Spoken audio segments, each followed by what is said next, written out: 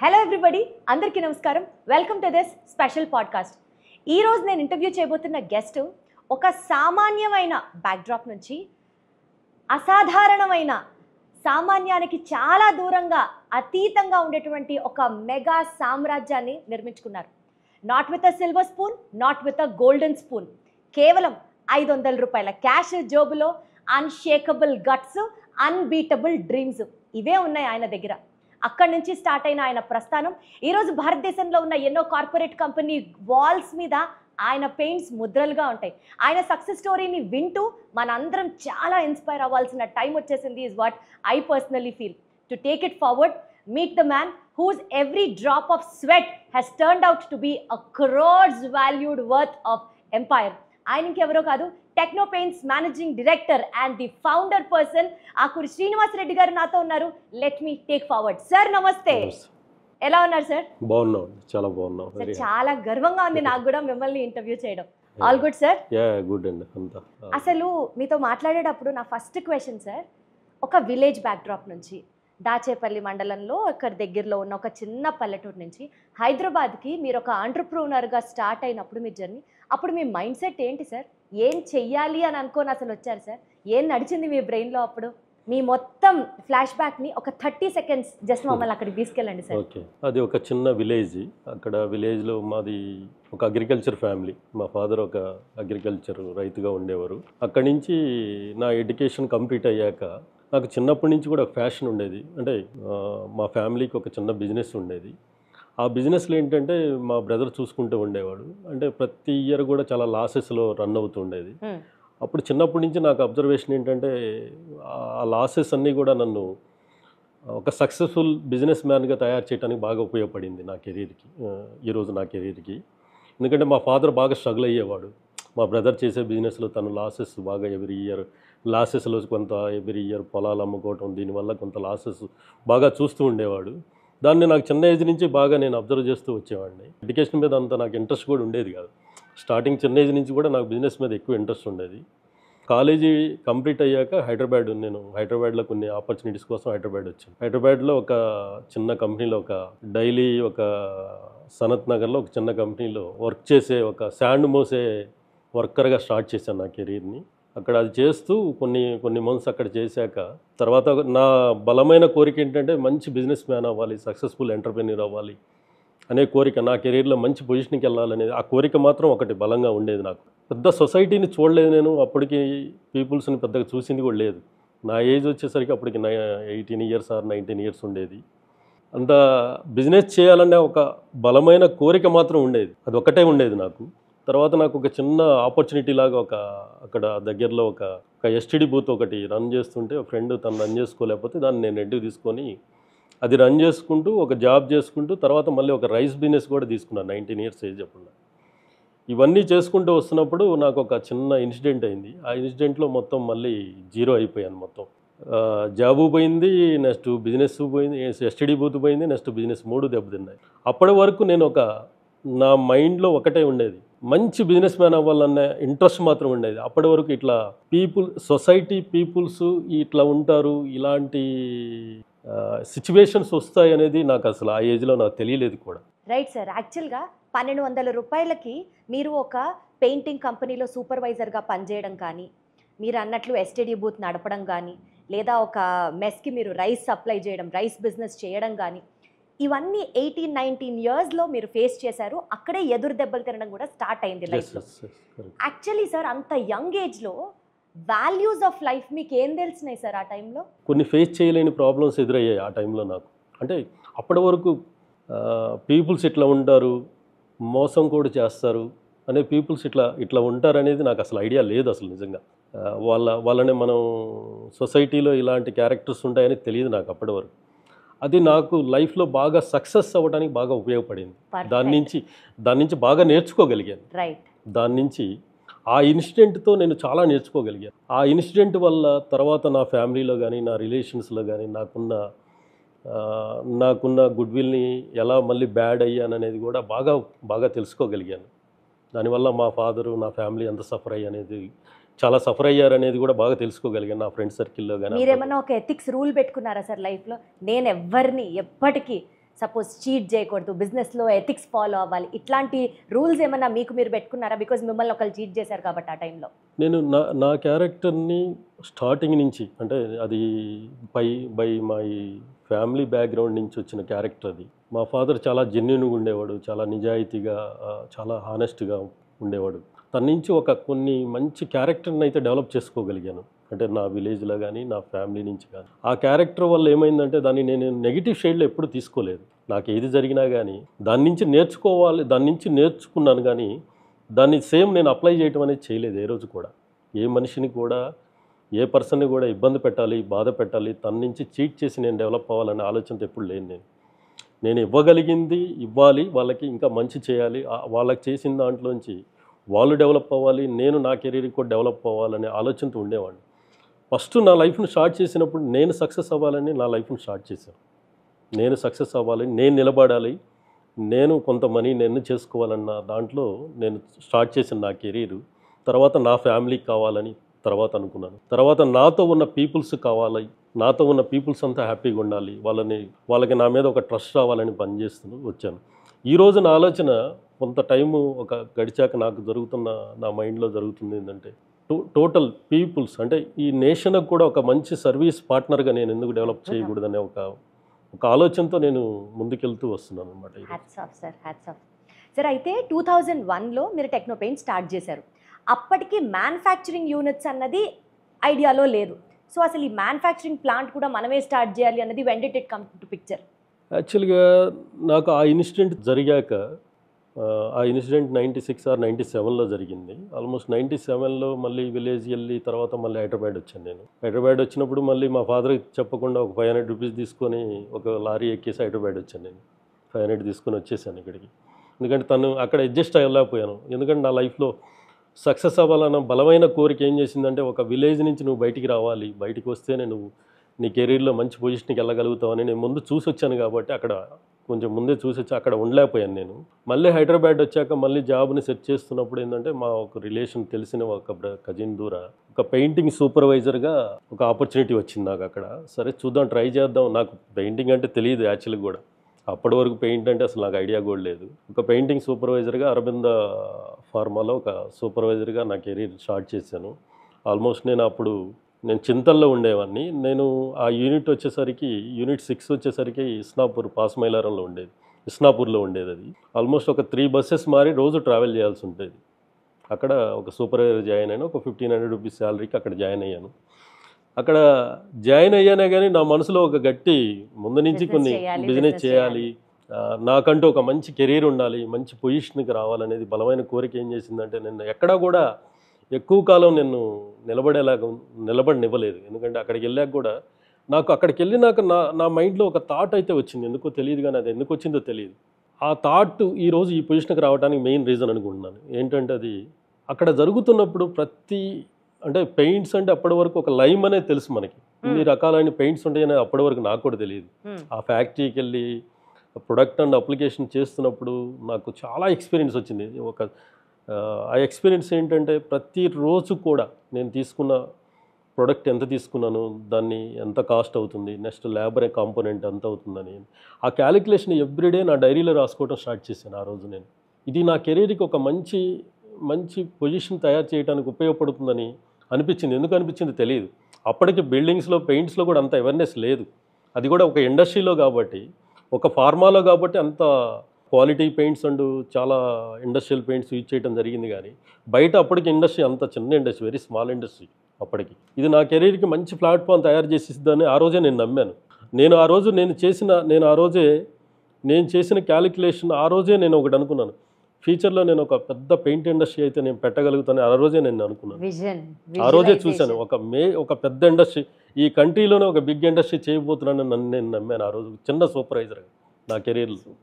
అది ఆ రోజు నుంచి నాకు ఎన్ని ఆపర్చునిటీస్ వచ్చినా కానీ, వేరే బిజినెస్ ఆపర్చునిటీస్ వచ్చినా కానీ నేను ఎక్కడా కూడా దీనికంటే అవ్వలేదు, నేను ఉండలేకపోయాను. ఎందుకంటే దట్ ఈస్ మై ఫ్యాషన్. నేను చిన్న ఏజ్లోనే నా ఫ్యాషన్కి ఆ ఫ్యాషన్ బలంగా ఉండబట్టాయేమో, మనీ ఎర్నింగ్ కంటే కూడా ఫ్యాషన్ మీద ఎక్కువ ఫోకస్ చేసేవాడిని. అంటే బిజినెస్ మ్యాన్ కంటే కూడా, businessman money earning that is different. ఎంటర్ప్రెన్యూర్గా నేను సక్సెస్ అవ్వాలి, చాలామందికి ఎంప్లాయ్మెంట్ ఇవ్వాలి, నాతో పాటు చాలామంది ఎంటర్‌ప్రెన్యూర్స్ డెవలప్ చేయాలనే ఆలోచన నాకు ఎక్కువగా ఉండేది ఎప్పుడు కూడా. అలా ఒక మ్యానుఫ్యాక్చరింగ్ ప్లాంట్ యాహ్! కూడా స్టార్ట్ చేశారు. దాని తర్వాత ఒక 8 మంత్స్ అక్కడ జాబ్ చేశాను నేను. అంతకంటే ఎక్కువ చేయలేకపోయాను. బయటికి వచ్చేసి నేను మళ్ళీ పెయింటింగ్ కాంట్రాక్టర్‌గా స్టార్ట్ చేశాను. నా దగ్గర ఇన్వెస్ట్‌మెంట్ జీరో అప్పుడు. జీరో ఇన్వెస్ట్‌మెంట్ నా దగ్గర ఏం లేదు. నా ఫ్రెండ్స్ ఒక ఇద్దరు సపోర్ట్‌తో ఒక చిన్న ఒక 2, 3 ఆర్డర్స్ తీసుకున్నాము. ఫస్ట్ ఇయర్ కొంచెం బిజినెస్ చేయాలనే ఇంట్రెస్ట్ ఉంది కానీ బిజినెస్ చేసేటప్పుడు నేను మొత్తం వర్క్ నేర్చుకున్నాను, మొత్తం నేర్చేసుకున్నాను, ప్రొడక్ట్ ఎక్స్పీరియన్స్ అంతా వచ్చేసింది అనుకొని కాంట్రాక్ట్ స్టార్ట్ చేసాం కానీ 3 కాంట్రాక్ట్లో లాసెస్ వచ్చాయి. అయ్యో! 3 స్టార్టింగ్ ఇయరే. తర్వాత నా ఫ్రెండ్స్ కూడా పాపం ఇన్వెస్ట్ చేసి వాళ్ళు సఫర్ అయ్యారు. తర్వాత వాళ్ళు కూడా లేదు శ్రీను నువ్వు చేసుకో మేము బయటికి వెళ్ళిపోతాం అని చెప్పి అంటే తర్వాత మళ్ళీ స్టార్టింగ్ వేరే ఫ్రెండ్ దగ్గర ఒక 50,000 రూపీస్ మనీ తీసుకొని ఫస్ట్ బిజినెస్ చేయాలంటే ట్రాన్స్పోర్ట్ కావాలి. అంటే మనం ట్రావెల్ చేయాలంటే ట్రాన్స్పోర్ట్ కావాలి. ఒక బైక్ ఒకటి సెకండ్ హ్యాండ్ బైక్ తీసుకొని కొంత మనీని పెట్టి తర్వాత నేను సిటీ అంతా కూడా అప్పుడే హైదరాబాద్ చాలా ఫాస్ట్గా గ్రో అవుతున్న టైం అది. చంద్రబాబు నాయుడు గారి టైంలో చాలా ఫాస్ట్గా గ్రో అవుతుంది. చాలా ప్రాజెక్టులు వచ్చాయి అప్పుడు. అంటే రియల్ ఎస్టేట్ అప్పటికి చాలా తక్కువ, చాలా లిమిటెడ్ రియల్ ఎస్టేట్ మార్కెట్ ఉండేది. ఏషియన్ గేమ్స్, ఈ ఐటీ పార్క్స్, ఏషియన్ గేమ్స్కి ఇండోర్ స్టేడియమ్స్ ఇవన్నీ చాలా ప్రాజెక్టులు వచ్చాయి. అది నా లైఫ్ని నా కెరీర్ని మార్చేసిన టైం అదే. నా కెరీర్ని మొత్తం మార్చేసింది అదే టైం అనమాట. ఎందుకంటే అప్పటికి ఇండస్ట్రీలో చాలామంది కాంట్రాక్టర్స్ ఉన్నా కానీ నేను ప్రతిసాట నాకు ఏ ప్రాజెక్ట్ ఇచ్చినా టైమ్లీ డెలివరీ చేయటం, కాస్ట్లో చేయటం, దానివల్ల ప్రతి ప్రాజెక్ట్లో కూడా గవర్నమెంట్లో ఆల్మోస్ట్ ఇప్పుడు మీరు చూస్తున్న ఈ ప్రాజెక్టులు ఐమాక్స్ థియేటర్ నేను చేసింది, ISB Indian school of business, cyber gateway, almost stadiums అన్నీ కూడా మోస్ట్లీ స్టేడియమ్స్ కూడా నేను చేసినాయి. ఆ ఏజ్ అప్పుడు నా ఏజ్ కూడా almost 19-20 years. Crores of orders అప్పుడే నేను చేయగలిగాను నా ఏజ్ 19-20 ఇయర్స్లో. అంటే నాకు అంత సపోర్ట్ చేశారు. అంటే ఇతను చాలా బాగా కష్టపడతాడు, ఇచ్చిన ప్రతి పని కూడా డెడికేటెడ్గా టైమ్లీ హ్యాండ్ ఓవర్ చేస్తాడన్న నమ్మకాన్ని తయారు చేసుకోగలిగాను మార్కెట్లో. నేను చేసిన ప్రతి ప్రాజెక్ట్లో నాకు వచ్చే ప్రాఫిట్ చెక్ చేసుకోలేదు ఏ రోజు కూడా.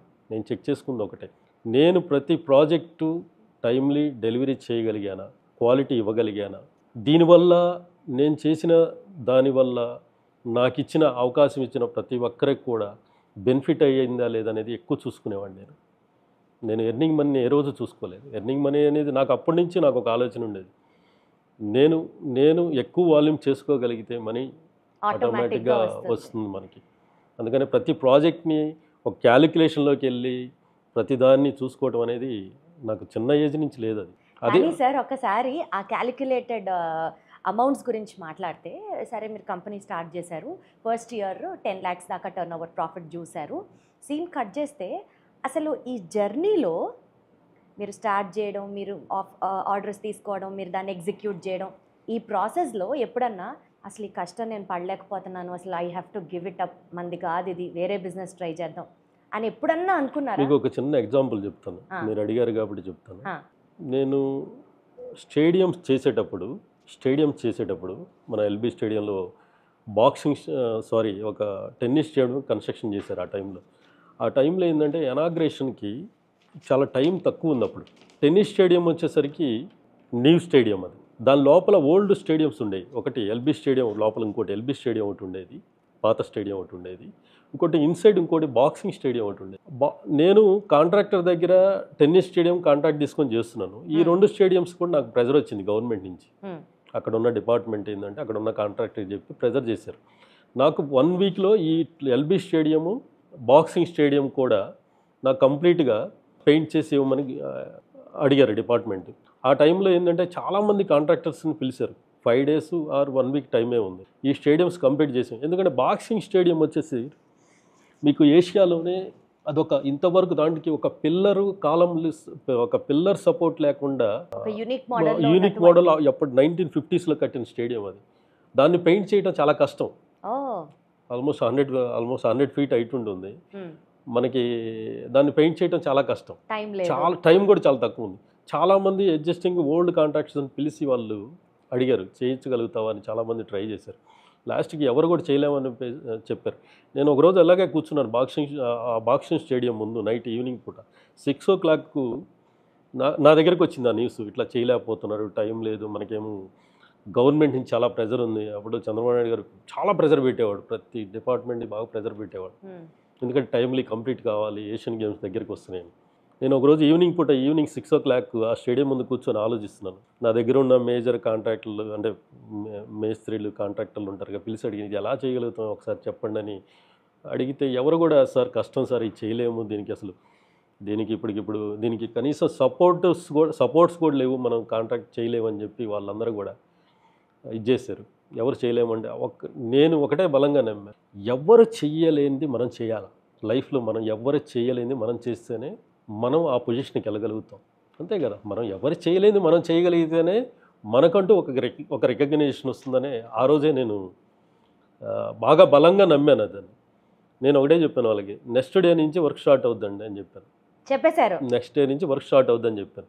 ఇంకోటి ఏంటంటే పీపుల్స్ అంతా తిరుగుతుంటారు కాబట్టి డే టైంలో చేయలేము అది. నేనేం చేశానంటే మా టీం అందరికీ బాగా మోటివేట్ చేసి రాణిగంజ్ వెళ్ళేసి అప్పటి వరకు మీ మిషన్స్ లేవు, పవర్ స్పేర్లు, మనం యాక్చువల్గా పొలాల్లో కొట్టే పవర్ స్పేర్లు ఒక 10 పవర్ స్పేర్లు తెప్పించేసి 4 నైట్స్లో LB stadium and boxing stadium power స్పేర్లు తీసుకొని మొత్తం పవర్ స్పేర్లు అంటే పెద్ద పెద్ద గన్నులు తీసుకొని 4 daysలో నేను చేసిస్తే డిపార్ట్మెంట్ అంతా 4 days తర్వాత డిఈసి ఏఈ వీళ్ళంతా వచ్చి ఆశ్చర్యపోయారు, ఇది ఒక వండర్, అసలు ఎలా చేయగలిగాడు, ఎవరు చేయగలిగాడు అని చెప్పి ఆ రోజే అప్రిషియేట్ చేశాను. ఇలాంటి ఛాలెంజెస్ నా కెరీర్లో చాలా చేసుకుంటూ వచ్చాను. ప్రతి ప్రాజెక్ట్ని కూడా నేను వచ్చిన దగ్గర నేను ఎంటర్ అయ్యానంటే ఇంకా కష్టం, ఇంకెవరు కూడా అక్కడ అంత కాన్ఫిడెంట్గా, అంత టైమ్లీ, అంత సర్వీస్ ఇచ్చుకుంటూ వచ్చాను. నాకు బాలకృష్ణ గారు కనిపిస్తున్నారు సార్, నేను ఎంటర్ అయ్యానంటే ఇంకా కాంపిటీషన్ ఉండదు అన్నది నాకు బాలకృష్ణ గారు కనిపిస్తున్నారు. ఛాలెంజెస్ని మీరు నిజంగా ఛాలెంజ్ లానే తీసుకున్నారు తప్ప గివప్ చేయాలి అన్న థాట్ అసలు మీ మైండ్లో ఎప్పుడు రాదన్నమాట. అయితే అంతేనా? నేను యాక్సెప్ట్ చేయను ఏది కూడా, అది అవుతుందని బలంగా నమ్ముతాను, ఏదైనా చేయగలుగుతామని మాత్రం నమ్ముతాను. ఇది కూడా అవ్వందాన్ని మనం చేస్తేనే మన లైఫ్లో ఒక అచీవ్మెంట్ ఉంటుంది కదా. Right sir. అయితే ఏదైనా నేను చేయగలను అని అనుకున్న టైంలో కొన్నిసార్లు రిస్క్లుగా కూడా సిచ్యువేషన్స్ మారే అవకాశాలు ఉంటాయి. ప్రాబబుల్లీ బ్యాడ్ ఇన్వెస్ట్మెంట్ అవ్వచ్చు, లేదా ఆ టైంలో తీసుకున్నటువంటి రాంగ్ డెసిషన్స్ వల్ల కావచ్చు, వాట్ ఎవర్.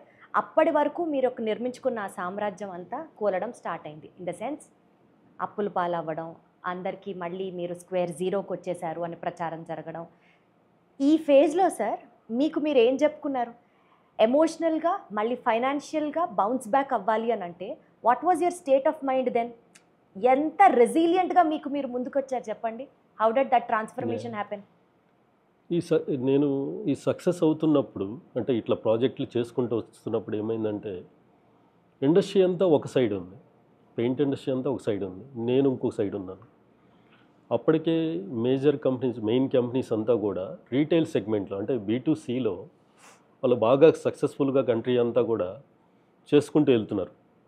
నాకేంటంటే నేను చేస్తున్న దగ్గర నుంచి ఏమైందంటే, నాకు అప్పటికి ఒక బలమైన కోరిక వచ్చేసింది, నేను కూడా ఆ కంపెనీస్ లాగా ఆ లెవెల్కి వెళ్ళాలన్న మైండ్లో ఒక బలంగా మళ్ళీ ఇంకొక థాట్ ప్రాసెస్ స్టార్ట్ అయింది. వాళ్ళలాగా నేను కూడా కంట్రీలో B2Cలో రీటైల్ నెట్వర్క్ని ఎస్టాబ్లిష్ చేయాలని చెప్పేసి మళ్ళీ 2004-05లో అప్పటి వరకు ప్రాజెక్ట్స్ చేసుకుంటూ వస్తున్నాను. నేను ప్రాజెక్ట్స్లో సక్సెస్ఫుల్ అయ్యి నాకంటూ కొంత ప్రాపర్టీసు అండ్ కొంత బ్యాంక్ బ్యాలెన్సెస్ అండ్ అన్నీ డెవలప్ చేసుకున్నాక 2004-05లో మళ్ళీ ఈ ప్రాసెస్ నా బ్రెయిన్లో ఈ ప్రాసెస్ స్టార్ట్ అయింది.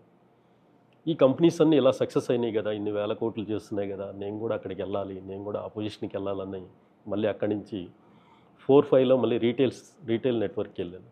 రీటైల్ నెట్వర్క్ అని దట్ ఈస్ డిఫరెంట్. మళ్ళీ అది ఏమైందంటే, నేను అప్పటి వరకు చేయని వర్క్ అది.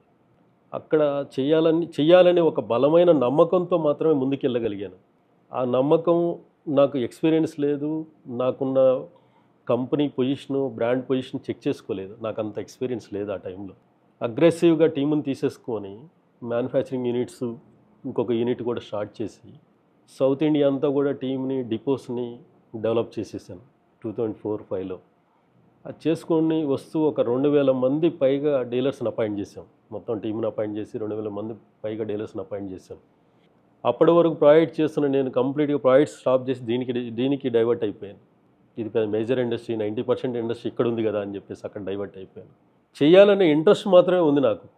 ఆ సెగ్మెంట్లోకి వెళ్ళాలి, నేను సక్సెస్ అవ్వాలి, వాళ్ళలాగా నేను కూడా మంచి పొజిషన్కి వెళ్ళాలి, నా బ్రాండ్ వాల్యూని కూడా అక్కడికి తీసుకెళ్ళాలి, నా ప్రొడక్ట్ని కూడా ఆ సెగ్మెంట్లోకి తీసుకెళ్ళి రీటైల్ని నెక్స్ట్ లెవెల్కి తీసుకెళ్ళాలన్న ఇదిలో వెళ్ళిపోయాను నేను. ఆ టైంలో నాకున్న బ్యాంకర్స్ సపోర్ట్ కావచ్చు, ఫైనాన్స్ నా ఓన్ క్యాపిటల్ కానీ ఇవన్నీ కూడా బాగా సపోర్ట్ చేసాయి.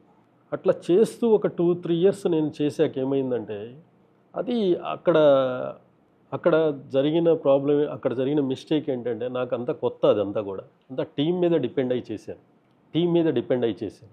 కంప్లీట్గా సేల్స్ అండ్ మార్కెటింగ్ టీం మీద డిపెండ్ అయ్యి చేసుకుంటూ వచ్చాను. ఎందుకంటే వాళ్ళని మీద డిపెండ్ అయ్యి మొత్తం డీలర్స్కి మెటీరియల్ డంప్ చేయటం, తర్వాత అది పేమెంట్స్ రికవరీ అవ్వకపోవటం, తర్వాత బ్యాంక్స్లో కొన్ని ఇయర్స్కి ఏమైపోయిందంటే అవి మన కాడ ఉన్న వర్కింగ్ క్యాపిటల్ అంతా డైవర్ట్ అయిపోయింది, B2Cకి వెళ్ళిపోయింది, రీటైల్కి వెళ్ళిపోయింది. అక్కడి నుంచి 80% నాకు ఏ సపోర్ట్ దొరకలేదు, టైమ్లీ కలెక్ట్ చేయలేకపోయారు. తర్వాత టీం కూడా వాళ్ళ మీద ప్రెజర్ అప్లై చేస్తే వాళ్ళు జాబులు మానేసి రిజైన్ చేసి వెళ్ళిపోవటం, డిస్టర్బ్ అయిపోయింది. మొత్తం 3-4 ఇయర్స్లో మొత్తం కంప్లీట్గా నేను 97 నుంచి 2004-5 వరకు నేను చేసుకున్న నా సామ్రాజ్యం మొత్తం మళ్ళీ కంప్లీట్గా జీరో అయిపోయింది. జీరో అవ్వటం, నెక్స్ట్ డెట్ కూడా బ్యాంకుల నుంచి డెట్, వెండర్స్ నుంచి డెట్ పెరిగిపోయింది, బాగా డెట్ పెరిగిపోయింది. నాకు చాలా సఫర్ అయ్యాను అనమాట. దగ్గర ఒక 25 కోట్ల అప్పు, ఆల్మోస్ట్ 20-25 క్రోర్స్ వరకు డెట్ వచ్చింది. బ్యాంక్స్ కానీ, నా private investments and private finance కావచ్చు, వెండర్స్ క్రెడిట్స్ కావచ్చు, ఇవన్నీ కూడా ఆల్మోస్ట్ 25 క్రోర్స్ వరకు డెట్ అయిపోయింది. నాకు ఇప్పటికీ కొన్ని అసెట్స్ ఉన్నాయి నా దగ్గర, కొన్ని అసెట్స్ అంటే కొన్ని ఉన్నాయి కాబట్టి కొంత నేను ఆ టైంలో నేను ఏం చేశానంటే మళ్ళీ 2009 వరకు 2008 వరకు బాగా సఫర్ అయ్యాను. తర్వాత 2008 నుంచి 9 వరకు అది బాగా బ్యాడ్ టైం, చాలా బ్యాడ్ టైం. ఒక 1 ఇయర్ పాటు ఆల్మోస్ట్ ఒక 1 ఇయర్ నిద్రపోలేదంటే నమ్ముతారో లేదో మీరు. 1 ఇయర్ అయితే నేను ఆల్మోస్ట్ నిద్ర లేదు నాకు ఒక 1 ఇయర్. నన్ను బాగా సఫర్ చేసేసి, అంటే కెరీర్లో అప్పటి వరకు నేను మంచి ప్లాట్ఫామ్, ఎందుకంటే 2001-2కి నా దగ్గర ఒక 3 కార్లు మెయింటైన్ చేసి ఓన్ ప్రాపర్టీస్ మెయింటైన్ చేసుకున్నాను నేను. అప్పటికి 2001 అంటే పెద్దగా హైదరాబాద్లో పెద్దగా కార్లు కూడా అంత కార్ కల్చర్ కూడా అంత లేదు. అప్పటికే నా దగ్గర 3 కార్లు. ఏం కార్లు ఉండేవి సార్ అప్పుడు? నా దగ్గర అప్పుడు ఒకటి ఫోర్ట్ ఎండీవర్, ఒకటి స్కోడా, ఒకటి స్విఫ్ట్, 3 కార్లు మెయింటైన్ చేశాను అప్పుడు 2001లో. అప్పటికి రియల్ ఎస్టేట్ లేదు, యాక్చువల్గా చెప్పాలంటే రియల్ ఎస్టేట్ అప్పుడప్పుడే స్లోగా స్టార్ట్ అవుతుంది. అలాంటి సిచ్యువేషన్లో నన్ను కొంచెం ఇబ్బంది అనిపించింది, కానీ నాలో ఎప్పుడు కూడా అది ఏమంటారు ఆ డెడికేషన్ నన్ను ఎప్పుడు కూడా నన్ను కిందకి తీసుకెళ్ళలేదు. ఎప్పుడు కూడా ఆ ఇల్లు, కార్లు అన్నీ అప్పుడు అమ్మేయాల్సి వచ్చిందా? మొత్తం ప్రాపర్టీస్, నేను ఉన్న ప్రాపర్టీని మళ్ళీ 9లో అమ్మేసి సేమ్ కమ్యూనిటీలో నేను మళ్ళీ రెంట్కున్నాను. చాలా బాగా చేసుకున్న ప్రాపర్టీని, సొంత ఇల్లు మొత్తం అమ్మేసి మళ్ళీ ఏం చేశానంటే మళ్ళీ అక్కడే కమ్యూనిటీలో రెంట్కున్నాను. కానీ కొంచెం నా ఫ్యామిలీకి కొంచెం ఇబ్బంది అనిపించింది, కానీ నాకైతే ఇబ్బంది అనిపించలేదు. ఎందుకంటే నా ఆలోచన ఒకటి ఉండేది ఎప్పుడు, అది అమ్మి ఈరోజు ఇక్కడికి వచ్చాం, రేపు మళ్ళీ నేను ఇంకా దీనికంటే పెద్దది తీసుకోగలుగుతాను నమ్మకం నాకు ఎప్పుడు ఉండేది.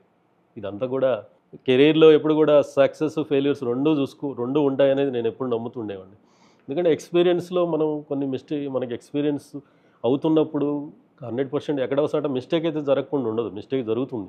ఆ మిస్టేక్ నుంచే మనం అన్నీ నేర్చుకోగలుగుతామని బాగా నమ్ముతాను నేను. అందుకనే ఒక ప్రాపర్టీ అమ్మినా కానీ రేపు దీనికంటే ఎన్నో టైమ్స్ పెద్ద ప్రాపర్టీ నేను కొనగలుగుతామని నమ్మకం నాకు ఎక్కువ ఉండేది. ఒక 2 ఇయర్స్ నిజంగా చెప్తున్నానండి, నిజంగా చాలామంది అంటారు కదా, కింద పడ్డప్పుడు నాకు ఎవరు సపోర్ట్ చేయలేరు, చాలామంది దూరం అయిపోయారు, ఇవన్నీ చెప్తుంటారు కదా, చాలామంది చెప్తుంటారు. నేను ఆ మాటలను ఎప్పుడు అగ్రీ చేయను. ఎందుకు చెప్తున్నానంటే, అది ఇంత పెద్ద సొసైటీలో మంచి చెడు రెండూ ఉంటాయండి, మంచి చెడు రెండూ ఉంటాయి. ఈ రెండు జరిగినప్పుడు, ఈ మంచి చెడు ఉన్నప్పుడు, నీతో సక్సెస్ అయినప్పుడు నీతో ఉంటారు, నీతో కొంచెం ఇబ్బంది, నీ దగ్గర నుంచి కొంచెం పెయిన్ వచ్చినప్పుడు నువ్వు ఎందుకు ఎక్స్పెక్ట్ చేస్తున్నావు అండి, నీతో ఉండాలని ఎందుకు కోరుకుంటున్నాను?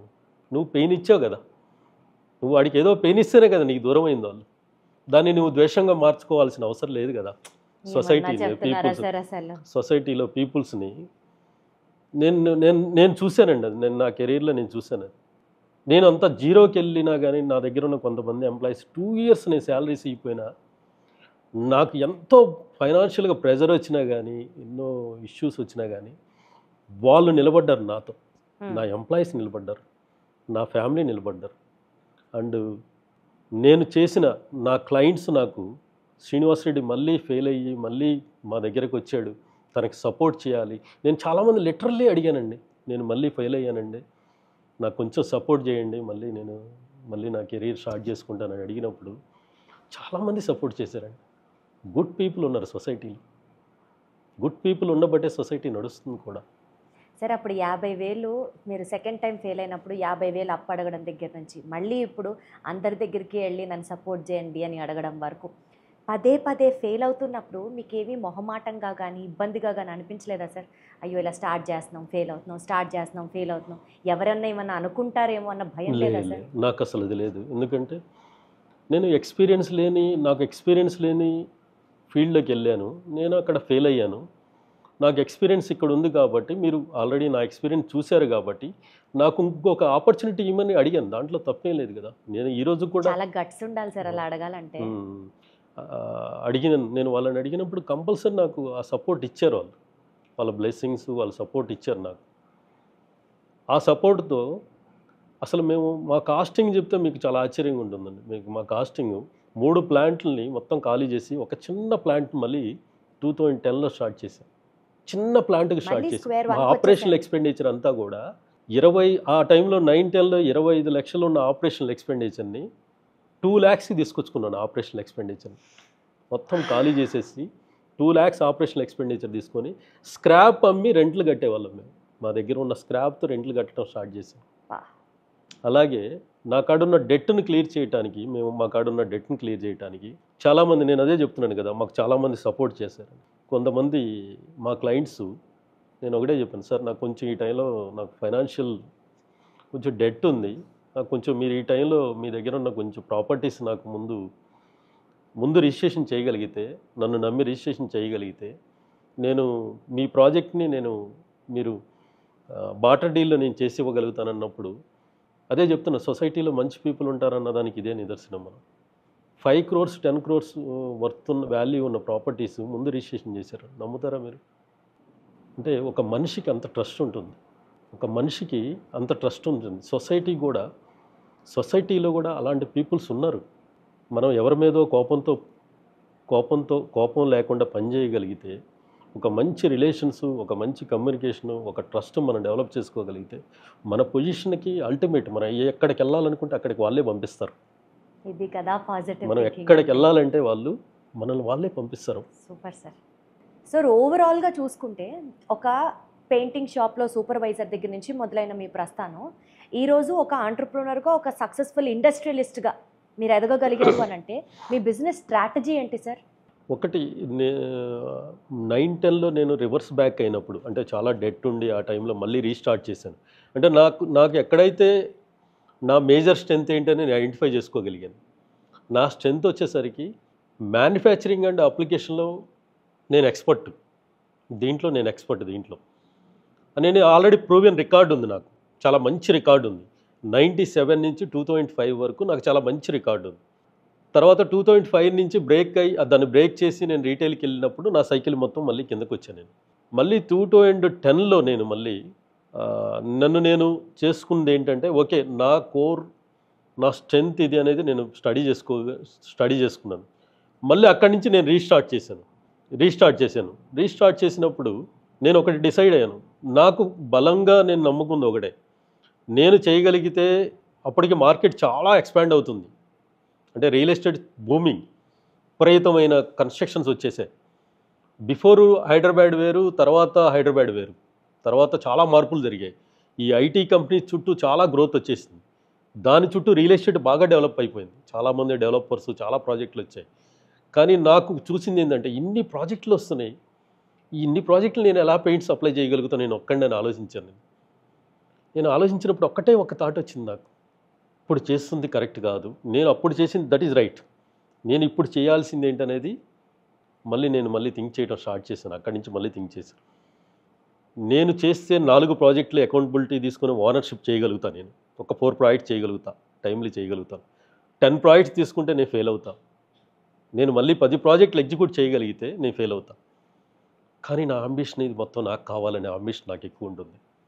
మార్కెట్లో ఉన్న 100 ప్రాజెక్టులు ఉంటే 100 నాకు కావాలి, 100 ప్రాజెక్ట్స్ నాకు కావాలి, నేను చేయాలి. ఈ అంబిషన్ నాకు ఎప్పుడు పోలేదు. ఎప్పుడు కూడా నేనున్న దగ్గర కాంపిటేటర్ ఉండకుండా చేయాలనేది నా ఆలోచన ఎక్కువ ఉంటుంది. నేను ఎప్పుడు కూడా అంటే నేను ఎప్పుడు కూడా కాంపిటేటర్ని నేను తొక్కాలని చూడను. నేను బెస్ట్ ఏం ఇవ్వగలుగుతాను నా క్లయింట్కి, నేను బెస్ట్ ఏం ఇవ్వగలుగుతాను నేను జడ్జ్ చేసుకుంటుంటా. ఇప్పుడు దానికోసం ఒక మోడల్ని డెవలప్ చేశాను నేను. That is model. ఈరోజు ఆ మోడల్ వల్లే ఈ కంపెనీ, ఈ ఆర్గనైజేషను పాన్ ఇండియాలో ఇన్ని సిటీస్లో ఇన్ని ప్రాజెక్టులు ఎగ్జిక్యూట్ చేయగలుగుతున్నాం. That is model. ఆ మోడల్ ఏంటంటే నా దగ్గర చేసిన ప్రీవియస్ ఎంప్లాయీస్ కావచ్చు, కొంతమంది నా దగ్గర చేసిన మా రిలేషన్లో ఉన్న కొంతమంది పీపుల్స్ కావచ్చు, లేకపోతే రూరల్ కొన్ని విలేజ్ నుంచి మా చుట్టుపక్కల ఒక 10 విలేజ్ నుంచి మా చుట్టుపక్కల నుంచి పీపుల్స్ వచ్చారు నా దగ్గరికి ఈరోజు. వాళ్ళందరినీ కొంతమంది దగ్గర ఎంప్లాయీ స్కిల్ ఉంటే ఎంప్లాయీని చేశాను, ఎంటర్ప్రెన్యూర్ స్కిల్ ఉంటే ఎంటర్ప్రెన్యూర్ చేశాను, బిజినెస్ స్కిల్స్ ఉంటే బిజినెస్ మ్యాన్ చేశాను. ఈ 3 స్కిల్ని తీసుకొని ఈ మోడల్లోకి తీసుకొచ్చాను. వీళ్ళందరినీ కూడా, ఈ పీపుల్స్ అందరినీ ఈ మోడల్లోకి తీసుకొచ్చాను. ఎందుకంటే నా ముందు కనిపిస్తుంది 100 ప్రాజెక్టులు. ఈ 100 ప్రాజెక్టులు నేను చేయాలి, కానీ ఈ 100 ప్రాజెక్టులు నాకు కావాలి, ఈ కంపెనీకి కావాలి. దానికోసం అందరినీ ఈ మోడల్లోకి తీసుకొచ్చి ప్రతి ఒక ఓనర్షిప్ మోడల్ని తయారు చేసి, ప్రాఫిట్ షేరింగ్ ఒక మోడల్ తయారు చేసి, ప్రతి ప్రాజెక్ట్ని టైమ్లీ కంప్లీట్ చేయటం, క్వాలిటీ ఇవ్వటం, కస్టమర్స్ని సాటిస్ఫై చేయటం. ఈ మోడల్ని ఆల్మోస్ట్ 2010 నుంచి ఇప్పటి వరకు 2025 వరకు ఒక నేషన్ అంటే ఒక 5 మెట్రోస్లో బిగ్ ప్రాజెక్ట్స్, స్మాల్ ప్రాజెక్ట్స్ కాదు ఇవన్నీ కూడా అబోవ్ 400-500 యూనిట్స్, అబోవ్ 100 విల్లాస్ ప్రాజెక్టులు. ఆల్మోస్ట్ ఒక 1250 ప్రాజెక్ట్స్ ఇప్పటి వరకు మేము కంప్లీట్ చేసి ఇవ్వగలిగాను. మోర్ దాన్ 50 పీపుల్స్ని ఎంటర్ప్రెన్యూర్స్ని చేశాను నేను ఈరోజు. నేను క్లియర్గా, నేను గ్రేట్గా చెప్తాను దాన్ని. ఒకటే నేను ఒకటి గ్రేట్గా నేను ఫీల్ అవుతాను. నేను బిజినెస్ మ్యాన్గా ఎప్పుడు నేను ఆలోచించలేదు, ఎర్నింగ్ మనీ గురించి నేను ఎప్పుడు ఆలోచించలేదు. My ambition is different. Business man లాగా ఆలోచించి డబ్బును దాచుకుందాం అన్న మెంటాలిటీ నాది కాదు. సంపాదించిన మనీ దాంట్లో పెట్టేయాలి, మళ్ళీ ప్రొడక్ట్ని డెవలప్ చేయాలి, దీంట్లోకి చాలామందిని అలైన్ చేసి ఎంటర్ప్రెన్యూర్స్ని డెవలప్ చేయటం, ఎంప్లాయ్మెంట్ ఇవ్వటం, నెక్స్ట్ నేషన్కి ఒక సర్వీస్ చేయటం అనే ఒక మేజర్ రెస్పాన్సిబిలిటీ తీసుకోగలిగాను. స్టార్ట్ చేసినప్పుడు నా కెరీర్ నేను బతకడానికి చేశాను. పెళ్లి చేసుకున్నప్పుడు నా ఫ్యామిలీని బతకడానికి చేపిస్తాను. నా దగ్గర ఎంప్లాయ్మెంట్ ఇచ్చినప్పుడు ఎంప్లాయీస్ని ఎంప్లాయీస్ కోసం పనిచేశాను. Today my thinking is different. Today my thinking nation service. నేషన్లో ఉన్న ఎంతోమంది పీపుల్స్కి ఈరోజు మనం చూస్తే టాటా, బిర్లాలు వాళ్ళు వారసత్వం ఏమి ఇచ్చిపోయారు మనకి? వాళ్ళు వారసత్వం ఇచ్చింది వాళ్ళు ఒక మేజర్ కొన్ని లక్షల మందికి ఎంప్లాయ్మెంట్ ఇచ్చే కొన్ని కంపెనీస్ని వాళ్ళ వారసత్వం ఇచ్చిపోతున్నారు. సరే, నేను చెప్తున్నానని కాదు, ఒక సోషల్ రెస్పాన్సిబిలిటీని సక్సెస్ స్ట్రాటజీగా మార్చుకున్నటువంటి ప్రాబబుల్లీ ఏకైక పర్సనాలిటీ నేను కలిసిన వాళ్ళలో మీరే కావచ్చు sir. I'm really proud of you.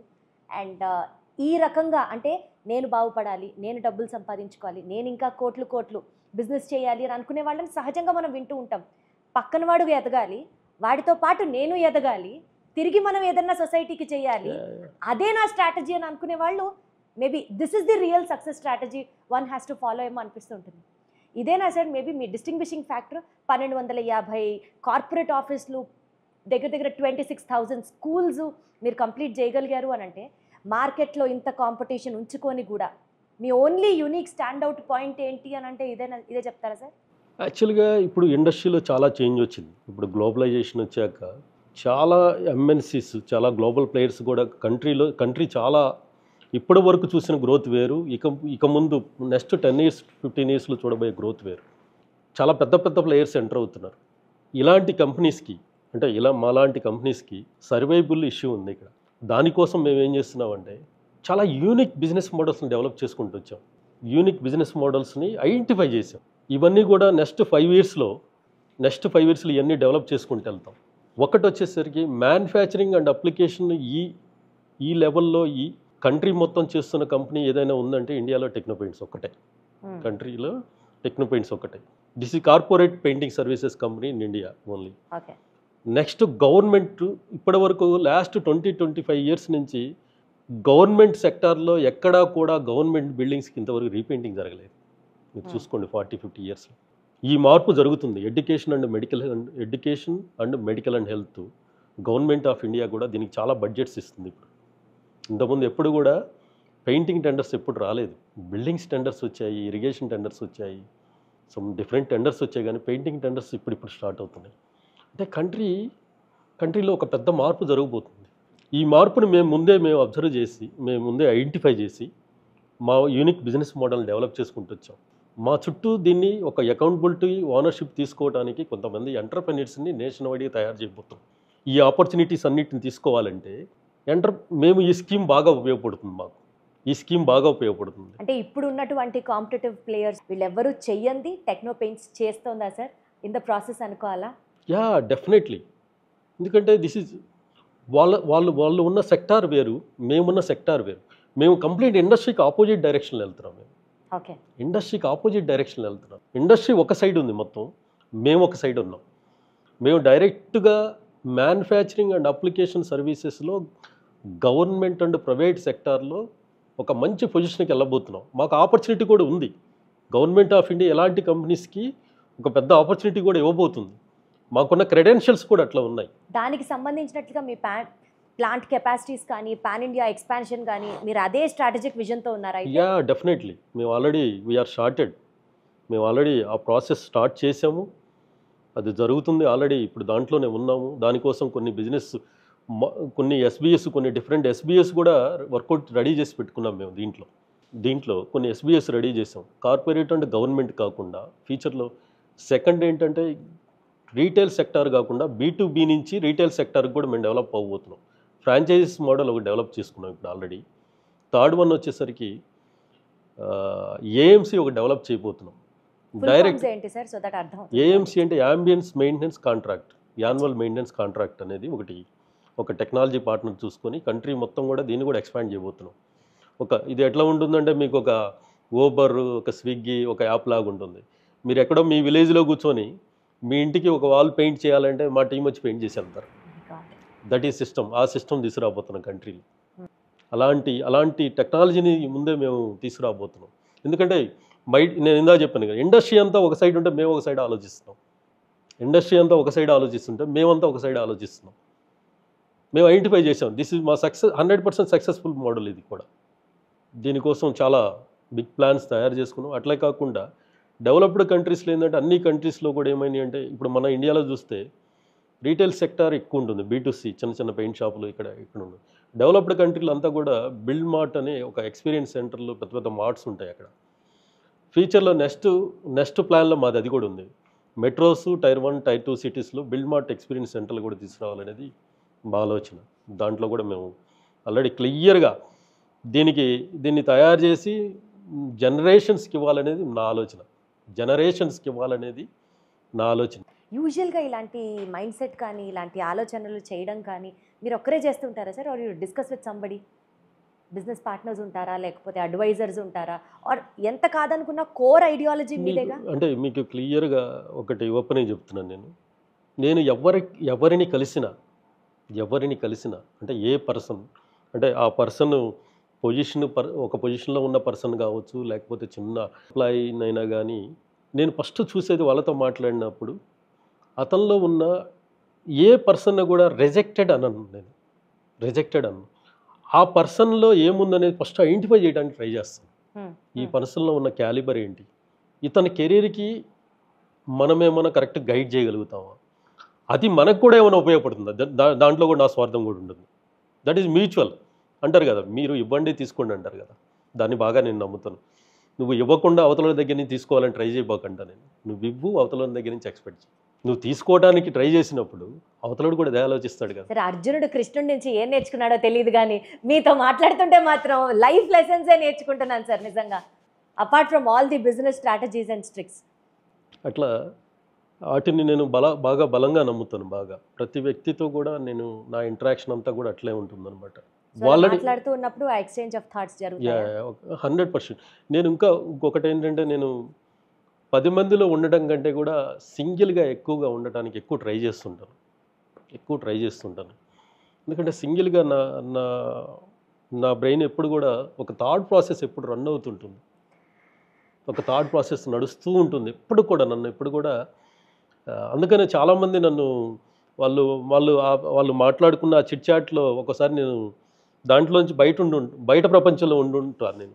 Actually sir నా నెక్స్ట్ క్వశ్చనే అది. మీ ఆలోచనలు, మీ సక్సెస్లు, మీ failures, majority portion of your life మీరు సోలోగా ట్రావెల్ చేశారు. మేబీ బికాజ్ మీ యాంబిషన్ వల్ల కావచ్చు, లేకపోతే వాట్ ఎవర్ మీ బలమైన డిజైర్ వల్ల కావచ్చు, most part of your life మీరు ఒక్కరే సోలోగా ట్రావెల్ చేస్తూ ఉన్నారు. సరే సక్సెస్ వచ్చినప్పుడు పెద్దగా మనసుకు తీసుకోకపోయినా ఫెయిల్యూర్ వచ్చినప్పుడు మిమ్మల్ని మీరు ఎలా ఎంపవర్ చేసుకుంటారు సార్? ఎలా స్ట్రెంగ్తన్ చేసుకుంటారు? నేను ఫెయిల్యూర్ని ఎప్పుడు కూడా మన లైఫ్లో మన కెరీర్లో వచ్చే ఒక చిన్న ఇదిలాగే చూస్తా దాన్ని. దానికి పెద్ద ఇంపార్టెన్సీ కూడా ఇవ్వను నేను. ఎక్కడ మిస్టేక్ చేసాము అనేది నేను మెయిన్గా అక్కడ కరెక్ట్ చేసుకుంటానికి ట్రై చేస్తాను నేను దాన్ని. అది ఎవరి వల్ల ఒక అయిన మిస్టేక్ లాగా కూడా చూడను నేను. ఆ సిచ్యువేషన్లో ఆ టైంలో తీసుకున్న డెసిషన్ అది, దాన్ని మళ్ళీ కరెక్ట్ చేసుకుని ముందుకెళ్దామన్న ఆలోచనలో పాజిటివ్ యాటిట్యూడ్లోనే ఉంటాను. ఎవరిని కూడా నేను వాళ్ళ మీద దాన్ని నువ్వు ఇది చేయటం వల్ల ఇది మిస్టేక్ అయిందని ఏ రోజు నేను మాట్లాడను అని మీరు అనరు. మీరు జర్నలింగ్ చేస్తారా, లేకపోతే దేవుడికి వెళ్ళి దండం పెట్టుకుంటారా ఆ టైంలో, లేకపోతే ప్రశాంతంగా కూర్చొని మ్యూజిక్ వింటూ తిరిగి మళ్ళీ జరిగిన తప్పులు ఏంటని రివైవ్ చేస్తారా? మీతో మీరు మాట్లాడుకుంటారా? మీకు ఒక ఎగ్జాంపుల్ చెప్తాను. నా 25 సంవత్సరాల్లో ఇంతవరకు నా కారులో మ్యూజిక్ ఇంతవరకు అది ఆన్ చేయడం తెలియదు నాకు మ్యూజిక్ ఆన్ చేయడం తెలియదు. 25 years నుంచి నేను ఇంతవరకు ఏ రోజు కూడా మ్యూజిక్ని ఎంజాయ్ చేయలేదు. రాసుకుంటారా సార్ డైరీలో? లేదు, రాసే అలవాటు అసలే లేదు. మీతో మీరు మాట్లాడుకుంటారా సార్?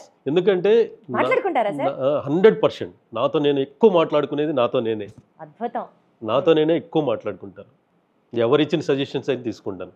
ఎవరిచ్చిన సజెషన్ కానీ ఆ ఇచ్చిన సజెషన్ రైటా రాంగ్ అనేది 100% చెక్ చేసుకుంటూనే ఉంటాను. ఎట్లా సార్? అద్దం ముందర కూర్చొని మాట్లాడుతూ ఉంటారా, లేకపోతే ఇంటర్నల్గా ఆ థాట్ ప్రాసెస్లో మీకు సంఘర్షణ జరుగుతూ ఉంటుందా? 100% ఇంటర్నల్గా నాకు ఒక ఆ థాట్ ప్రాసెస్ ఎప్పుడు నడుస్తూనే ఉంటుంది, ఎప్పుడు జరుగుతూనే ఉంటుంది. నన్ను డిస్టర్బ్ చేయకూడదనే ఆ మ్యూజిక్ ఆన్ చేయడం కూడా ఆపేస్తాను. మ్యూజిక్ కూడా వినను నేను. దేవుడు నమ్ముతారా సార్ మీరు? వాస్తవాలు చెప్పాలా, నేను దేవుడి కంటే కూడా ఎక్కువగా నేను మనుషుల్ని ఎక్కువ నమ్ముతాను. ఒక మంచి మనిషి ఉంటే ఆ మంచి మనిషి చుట్టే ఆ మంచి చెప్పే మనిషే మనకు దేవుడు. మనల్ని సరిగా నడిపించే ఆ మనిషే మనకి దేవుడు. దానికి ఎక్కువ ఇంపార్టెన్స్ ఇస్తాను నేను. నలుగురికి సహాయం చేసే ఒక మనిషి అంతకంటే ఇంకా దేవుడు. నా లైఫ్లో నేను పర్టికులర్గా నేమ్స్ కూడా చెప్పను, కానీ నేను కంపారిజన్ కూడా చేయలేను వీళ్ళు. నాకు కొంతమంది నాకు చాలా బాగా సపోర్ట్ చేసిన వాళ్ళు ఉన్నారు. అలాగే నన్ను కొంత ఇచ్చేద్దాం అనుకున్న వాళ్ళు కూడా, వాళ్ళని కూడా నేనేమి విమర్శించాలనుకోవట్లేదు. ఎందుకంటే వాళ్ళకి ఏదైనా నా నుంచి ఏదైనా నష్టం జరుగుండొచ్చు కదా. నేను కూడా నాకు నేను జడ్జ్ చేసుకోవటం కూడా ఇంపార్టెంట్. అవసరమైతే వాళ్ళ దగ్గర నుంచి నేను రెక్టిఫై చేసుకుంటానికి ట్రై చేస్తాను, కానీ వాళ్ళని ద్వేషించాలన్న ఒక ఆలోచనలో అయితే నేను ఉండను. వాళ్ళు నాకు కొంచెం నన్ను ఎవరైతే విమర్శిస్తారో వాళ్ళే నన్ను నెక్స్ట్ లెవెల్కి తీసుకెళ్తారు కదా. నేను ఎప్పుడు చెప్తాను, నా టీంకి ఒకటే చెప్తాను. నా టీం మీటింగ్లో కూర్చున్నప్పుడు ఒక 30-40 మెంబర్స్ సేల్స్ వాళ్ళు, మార్కెటింగ్ వాళ్ళు మీటింగ్లో ఉన్నప్పుడు లేకపోతే ఒకటే గట్టిగా చెప్తా, గట్టిగా పిడికిలు బిగించి కొడితే గోడ పగిలిపోవాలి, అంత కాన్ఫిడెన్స్ ఉండాలి. గోడ పగులుతుందా లేదా పక్కన పెట్టి అంత కాన్ఫిడెన్స్తో మీరు ఉండాలి లైఫ్లో. That is success. డీవియేషన్స్ అనేది ప్రతి మనిషికి ఉంటాయి. డీవియేషన్స్ లేని మనిషి ఉన్నాడు కదా, అందరికీ ఉంటాయి. సమ్ డీవియేషన్ నాకు కూడా ఉంటుంది. హార్మోన్స్ ఇవన్నీ కూడా రియాక్ట్ అవుతూనే ఉంటాయి. వాటిని కంట్రోల్ చేసుకోవటమే మన సక్సెస్. దానికి ఎంత టైం ఇవ్వాలో ఇవ్వండి, అంతేగాని కెరీర్కి నీ సక్సెస్కి టైం ఇవ్వకుండా, జనరేషన్ పీపుల్కి చెప్తుంది నేను అదే, నీ కెరీరు నీ సక్సెస్కి టైం ఇవ్వకుండా డీవియేషన్స్ అంటే కొన్ని వాటికి ఎక్కువ ఇంపార్టెన్స్ ఇవ్వటం వల్ల నీ ఫ్యూచర్లో చాలా చాలా నష్టపోతావు. నీ చుట్టూ వాళ్ళంతా నిన్ను చూస్తూ ఉంటారు, నిన్ను ఎగతాళికి చేస్తూ ఉంటారు. నువ్వు ఆ ఛాన్స్ ఎందుకు ఇవ్వాలి? నువ్వు ప్రూవ్ చేసుకో, నీకు టైం వచ్చినప్పుడు ప్రూవ్ చేసుకో. ఇంకెప్పుడు చేసుకుంటావు? ఈరోజు నేను చెప్తున్నాను. ఈరోజు నేను ఏం చెప్తాను, ఈరోజు 15 years back 10 years back 10 floors బిల్డింగ్లు ఎక్కేవాళ్ళం. ఈరోజు ఫస్ట్ ఫ్లోర్ సెకండ్ ఫ్లోర్కి లిఫ్ట్ ఎక్కుతున్నా నేను. నువ్వు 15 ఫ్లోర్స్ ఎక్కే స్ట్రెంత్ ఉన్న రోజు నువ్వు ఎందుకు ఎక్కట్లేదు?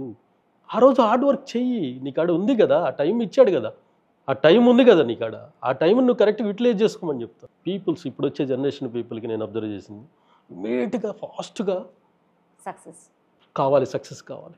నేను క్లియర్గా చెప్తాను, ఫస్ట్ ఆఫ్ ఆల్ పేషెన్సీ ఉండాలి, మనకి చాలా పేషెన్సీ ఉండాలి. ఒక సక్సెస్ రావడానికి, సక్సెస్ అంత ఈజీగా వస్తే సక్సెస్ అనే వర్డ్ ఎందుకు అంటారు దాన్ని? ఇది అది మీనింగ్ఫుల్ వర్డ్ అవుతుంది కదా.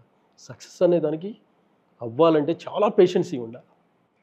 సార్ నెక్స్ట్ జనరేషన్కి అడ్వైజెస్ అన్నీ లాస్ట్లో స్టోర్ చేసుకున్నాను సార్. బట్ ఇప్పుడు మీరు ఇచ్చిన లీడ్స్లోంచి నాకు 2 క్వశ్చన్స్ వస్తున్నాయి. I have to ask. సరే, ఫస్ట్ సార్, మీరింత ఎదగడానికి కారణం డెఫినెట్లీ మీ వెనకాల ఉన్నటువంటి టీమ్ సపోర్ట్.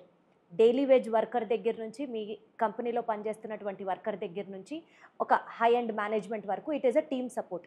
ఎంపాథెటిక్గా ఉంటారా టీంతో? ఎక్స్పెక్టెడ్గా ఉంటారా? ఆర్ ఎప్పుడు బాస్ అనేవాడు రిలాక్స్డ్గా కనిపిస్తే ఎంప్లాయీ కాస్త చులకనగా తీసుకోవడానికి ఆస్కారం ఉంటుంది అన్నది నమ్ముతారా? లేదా ఎవ్రీ మినిట్ ఫోకస్డ్గా, మోటివేటెడ్గా వర్క్ వర్క్ వర్క్ అని మీరే ఒక ఓపెన్ ఎన్సైక్లోపీడియా, మీ లైఫే ఒక ఓపెన్ మోటివేషన్ బుక్, ఏ రకమైన బాస్ చూస్తారు సార్ మీలో మీ ఎంప్లాయీస్ అందరూ? మీకు బిఫోర్ ఒక ఎగ్జాంపుల్ చెప్పాను. 25 ఇయర్స్ నుంచి నేను మ్యూజిక్ ఆన్ చేయలేదని చెప్పాను. ఒక్కసారి ఆఫీస్ అట్మాస్ఫియర్లోకి వెళ్ళినప్పుడు నేను ఎలా ఉంటాను? అంటే ఉగ్ర నరసింహుడు లాగా ఉంటారా? నో నో లేకపోతే ఎలా ఉంటాను మీరు ఆలోచించండి. 100% ఫోకస్డ్గా, ఎటువంటి డీవియేషన్ లేకుండా సీరియస్గానే ఉంటాను. సీరియస్గానే ఉంటాను.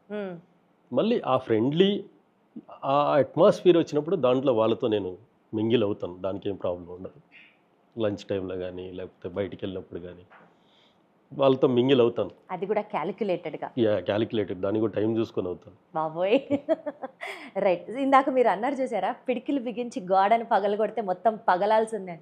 నాకు ఒక్క క్షణం అతడు సినిమాలో మహేష్ బాబు కనపడ్డాడు సార్. నో దాన్ని యాక్చువల్గా నేను సినిమా డైలాగ్ లాగా అయితే చెప్పలేదు. దాన్ని నేను ఇప్పుడు వచ్చే జనరేషన్స్కి అది ఒక అంత కాన్ఫిడెన్స్ ఉండాలి. చాలా టాలెంటెడ్ ఇప్పుడున్న జనరేషన్స్ వాళ్ళకి ఇప్పుడు నేర్చుకోవడానికి చాలా ఛాన్స్ ఉంది. ఇప్పుడు ఇన్ని ఇప్పుడు మార్కెటింగ్ టూల్స్ కావాలన్నా, లేకపోతే పర్సనాలిటీ డెవలప్మెంట్ కావాలన్నా, సక్సెస్ కావాలన్నా, లేకపోతే మోటివేషన్ కావాలన్నా, ఏది కావాలంటే అది దొరుకుతుంది. నేను హైదరాబాద్ వచ్చిన కొత్తలో మాకు ఏమీ దొరికేది కాదు కదా. విజయానికి 5 మెట్లు, ఎండమూరి వీరేంద్రనాథ్ బుక్ ప్రతి పాటు తీసుకెళ్ళి సంవత్సరం పాటు 2 ఇయర్స్ పాటు చదువుతూ ఉండేవాడిని. పేజీ మడిచిపెట్టి మళ్ళీ ఎవ్రీ పేజీ మళ్ళీ మిస్ అవుతామని. ఈరోజు అట్లా లేదు కదా. ఈరోజు ఇప్పుడు వచ్చిన జనరేషన్స్కి వాళ్ళు సక్సెస్ అవ్వాలంటే వాళ్ళకి అంతా దొరుకుతుంది. ఇప్పుడు వాళ్ళ జర్నీని ఎక్కడ స్టార్ట్ చేయాలి అనేది కూడా వాళ్ళకి తెలుస్తుంది. మాకు జర్నీ కూడా, నా జర్నీ కావాలని పెయింట్ సూపర్వైజర్గా అయితే జాయిన్ అవ్వలేదు కదా. ఇప్పుడు వచ్చే జనరేషన్కి ఏం చేయాలనుకుంటే వాళ్ళకి క్లియర్గా దొరుకుతుంది వాళ్ళకి. అంటే అలాంటి టెక్నాలజీ ఇప్పుడు వచ్చింది కదా మన దగ్గర. Totally agreed sir. బట్ నేను అడగబోయే క్వశ్చన్ ఏంటంటే, టెక్నో పెయింట్స్కి star ambassador, star campaigner Mahesh Babu garu. So Mahesh Babu గారిని మీరు పెట్టడం అనేది అప్పట్లో కొంతమంది అన్నారట కదా, అంత రిస్క్ తీసుకోవడం అవసరమా అని విన్నాను. ఇది కరెక్టో కాదో మీరే చెప్పాలి. క్యాలిక్యులేటెడ్ రిస్కా లేకపోతే మీ పర్సనల్ చాయిసా? మీరు అభిమానా మహేష్ బాబు గారికి? చెప్తా నేను. ఇప్పుడు నన్ను ఇంత ఇంటర్వ్యూ చేశాక మీకు తెలిసిందేంటి? మీకు మ్యూజిక్ అసలు వినరు, అసలు వేరే యావిగేషన్స్ ఏమి ఉండవు. మీరు అర్థం చేసుకుని మీకు ఆల్రెడీ అర్థం చేసుకుని ఉంటారు.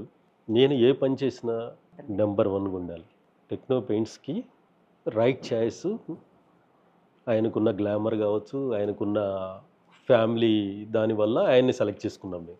ఆయన్ని చేసుకున్నప్పుడు చాలా ఎందుకంటే సౌత్ ఇండియాలో కూడా మీకు ఆల్మోస్ట్ చూస్తే ఇండస్ట్రియల్ ప్రొడక్ట్ సైడ్ ఆయన చాలా తక్కువే చేశారు. ఆయన దాంట్లో మహా అయితే 4-5 బ్రాండ్స్లో మేము దానికి చాలా గ్రేట్గా ఫీల్ అవుతున్నాం మేము దానికి కూడా.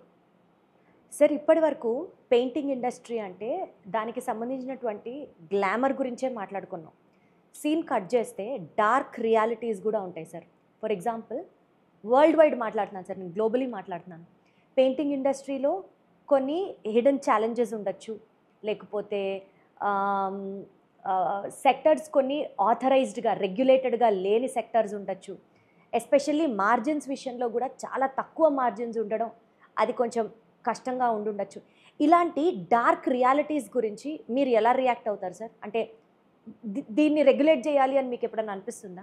యాక్చువల్గా నాకు అంటే నేను పెయింట్ ఇండస్ట్రీ అనేది ఆర్గనైజ్డ్గా ఉంది. పెయింట్ ఇండస్ట్రీ అనేది ఆర్గనైజ్డ్ ఇండస్ట్రీ. కానీ పెయింట్ సర్వీసెస్ అంటే పెయింట్ అప్లికేషన్ ఇండస్ట్రీ అనేది అన్ఆర్గనైజ్డ్ సెక్టార్గా ఉంది. ఆ విషయంలో నేను చాలాసార్లు బాధపడ్డాను ఆ విషయంలో. ఎందుకో తెలియదు కానీ పెయింట్ ఇండస్ట్రీస్ బ్రహ్మాండంగా చాలా బాగా సక్సెస్ అవుతున్నాయి. వాళ్ళ గ్రోత్ చాలా బాగుంటుంది. చాలా బాగా గ్రోత్ అవుతున్నాయి కంపెనీస్. ఎందుకంటే ఇండస్ట్రీ కూడా ఇప్పుడు ఇండియాలో కూడా అర్బనైజేషన్ జరుగుతుంది మొత్తం కూడా. ఇప్పుడు అర్బనైజేషన్ అంటే చిన్న చిన్న విలేజెస్ కూడా అర్బనైజేషన్ షిఫ్ట్ అవుతున్నాయి. అంటే మంచి మంచి హౌసెస్ కట్టుకోవడం, మంచి పెయింట్ సప్లై చేసుకోవటం, వాళ్ళ లైఫ్ స్టైల్ మారుతూ వస్తుంది. కంట్రీలో చాలా పెద్ద చేంజ్ జరుగుతుంది. దాంతోపాటు ఇండస్ట్రీ కూడా బాగా పెరుగుతూ వస్తుంది. ఎందుకంటే మేజర్ ప్లేయర్స్ కూడా వస్తున్నారు కంట్రీలోకి. నెక్స్ట్ నేను బాగా బాధపడుతున్నది ఒకటే. ఎందుకంటే నా కెరీర్ స్టార్టింగ్ ఒక సూపర్వైజర్గా స్టార్ట్ అయ్యా కాబట్టి ఇంతవరకు ఈ ఇండస్ట్రీ అంటే అప్లికేషన్ ఇండస్ట్రీ కూడా ఆర్గనైజ్డ్గా మారితే బాగుంటుందని మై డ్రీమ్. అంటే నాకు మంచి మారాలని నేను బాగా ఆలోచిస్తుంటా ఇప్పుడు కూడా. చాలా కరెక్ట్ సార్. ఎస్పెషల్లీ మీరు అన్నట్లు ఆ అప్లికేటర్స్ అన్న పదం మీరు ఏదైతే వాడారో ఈ పెయింటింగ్ ఇండస్ట్రీలో వాళ్ళని లాస్ట్ మైల్ వారియర్స్ అని అంటారు. ఎందుకు అంత ఘనంగా అంటారంటే నిజంగా కూడా ఒక టాక్ నడుస్తుంది సార్ భారతదేశంలో. ఎస్పెషల్లీ ఈ లాస్ట్ మైల్ వారియర్స్ అప్లికేటర్స్ సరిగ్గా చేయని దానివల్ల పెయింట్ క్వాలిటీ ఎంత బాగున్నా సరే ఒక కస్టమర్కి సాటిస్ఫాక్షన్ లెవెల్ రీచ్ అవ్వలేకపోతున్నారు. వీళ్ళకి సంబంధించి ఒక ఫార్మల్ ట్రైనింగ్ ప్రొసీజర్స్ లేవు అన్నది ఒక లోట్ అయితే ఉంది, ఒక డెఫిసిట్ అయితే ఉంది.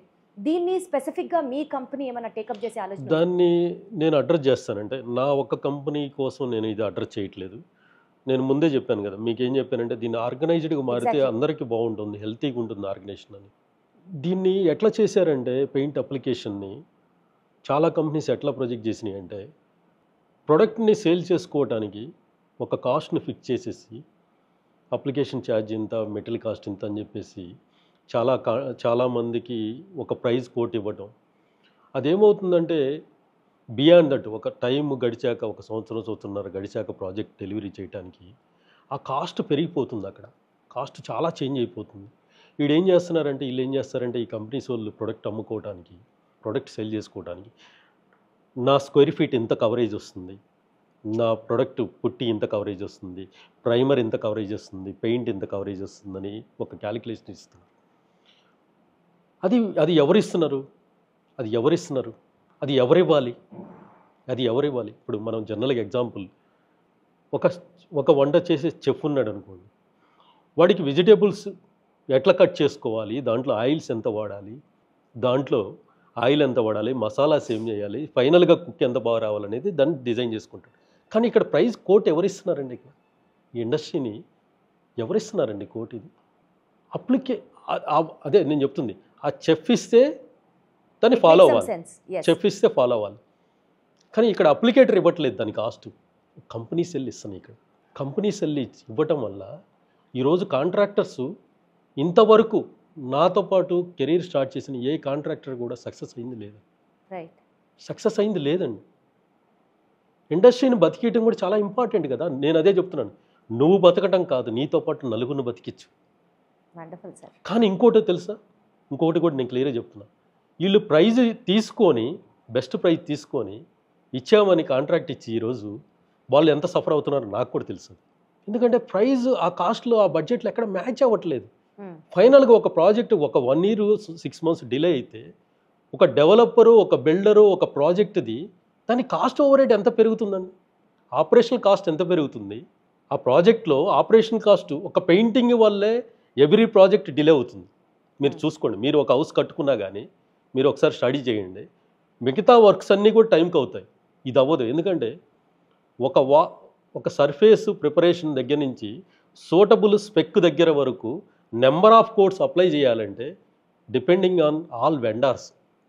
దానివల్ల పెయింటింగ్ డిలే అవ్వటం వల్ల, కాస్ట్ ఓవర్ రన్ అవ్వటం వల్ల ఆ ప్రాజెక్ట్ కాంట్రాక్టర్ చాలా లాస్ అయిపోతున్నాడు ఇక్కడ. కానీ డెవలపర్ ఏమనుకుంటాడు, నేను తక్కువ ప్రైజ్లు ఇచ్చేసా కదా. ఈ బిల్డర్స్ ఏమనుకుంటారంటే, నేను నా ప్రాజెక్ట్ని బ్రాండ్ చెప్పను, ఒక కంపెనీ వాడు మీకంటే చాలా తక్కువ ప్రైజ్ ఇచ్చేసాడు కదా వాడికి ఇస్తున్నా నేను అంటారు. నేను అదే చెప్పాను, చిన్న ఎగ్జాంపుల్ ఏం చెప్పానంటే, ఒక చెఫ్ చేయాల్సిన పని, ఒక అప్లికేటర్ చేయాల్సిన పని ఒక కంపెనీ ఎట్లా చేస్తుందండి? అంటే మీరు అనవచ్చు మీరు కూడా కంపెనీ కదా అని.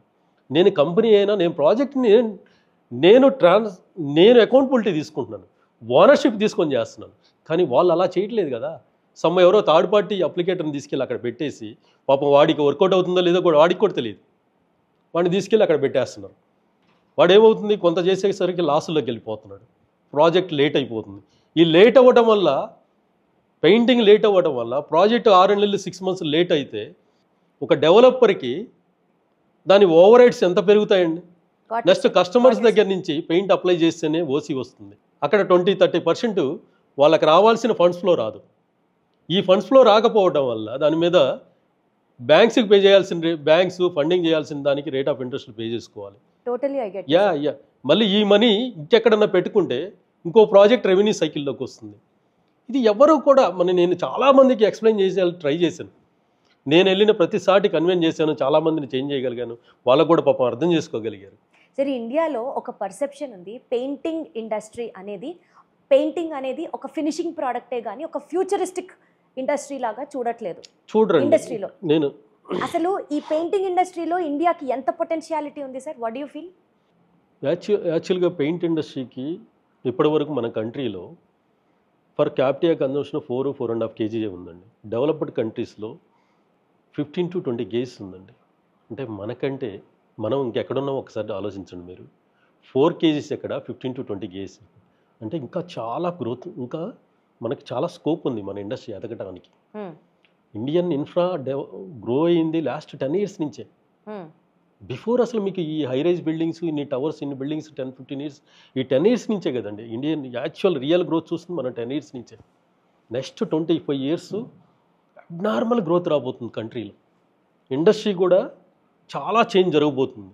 ఈ జరుగుతున్న ఈ టైంలో ఎవరైతే వాళ్ళ యొక్క బిజినెస్ సిస్టమేటిక్ చేసుకుంటారో, టెక్నాలజీని అడాప్ట్ చేసుకుంటారో, మార్కెటింగ్ని బాగా డెవలప్ చేసుకోగలుగుతారో, ఎవరైతే ప్రాజెక్ట్ని అకౌంటబుల్డ్గా చేయగలుగుతారో, ప్రొడక్ట్ అండ్ సర్వీసెస్ ఇచ్చే కంపెనీకి దేశంలో విపరీతమైన డిమాండ్ రాబోతుందండి. ప్రొడక్ట్ అండ్ అప్లికేషన్ సర్వీసెస్ ఇచ్చే ఏ కంపెనీకైనా ఎక్సలెంట్ ఫీచర్ ఉంది ఈ ఇండియాలో. సార్, గ్లోబల్ ప్లేయర్స్ గురించి మాట్లాడుకుంటే ఈ నేపథ్యంలో Jotun, Sherwin Williams, Nippon Paints ఇవన్నీ globally they are well established brands అనుకుంటే, ఏ సెక్టార్స్లో ఇండియాలో పెయింటింగ్ సెక్టర్లో మనం ఫోకస్ చేస్తే మనం కూడా గ్లోబల్ ప్లేయర్ అవ్వగలం సార్? ఆ నిచెస్ మీరు ఎక్కడన్నా గమనించారా? డెఫినెట్లీ మీరు చెప్పిన కంపెనీస్ ఇండియా వచ్చాయి. ఇండియాలో ఉన్న సిచ్యువేషన్స్ని వాళ్ళు అర్థం చేసుకోలేకపోయారు. ఇండియన్ మార్కెట్ అంతా కూడా, ఇండియా మార్కెట్, పెయింట్ మార్కెట్ అంతా కూడా డిఫరెంట్గా ఉంది.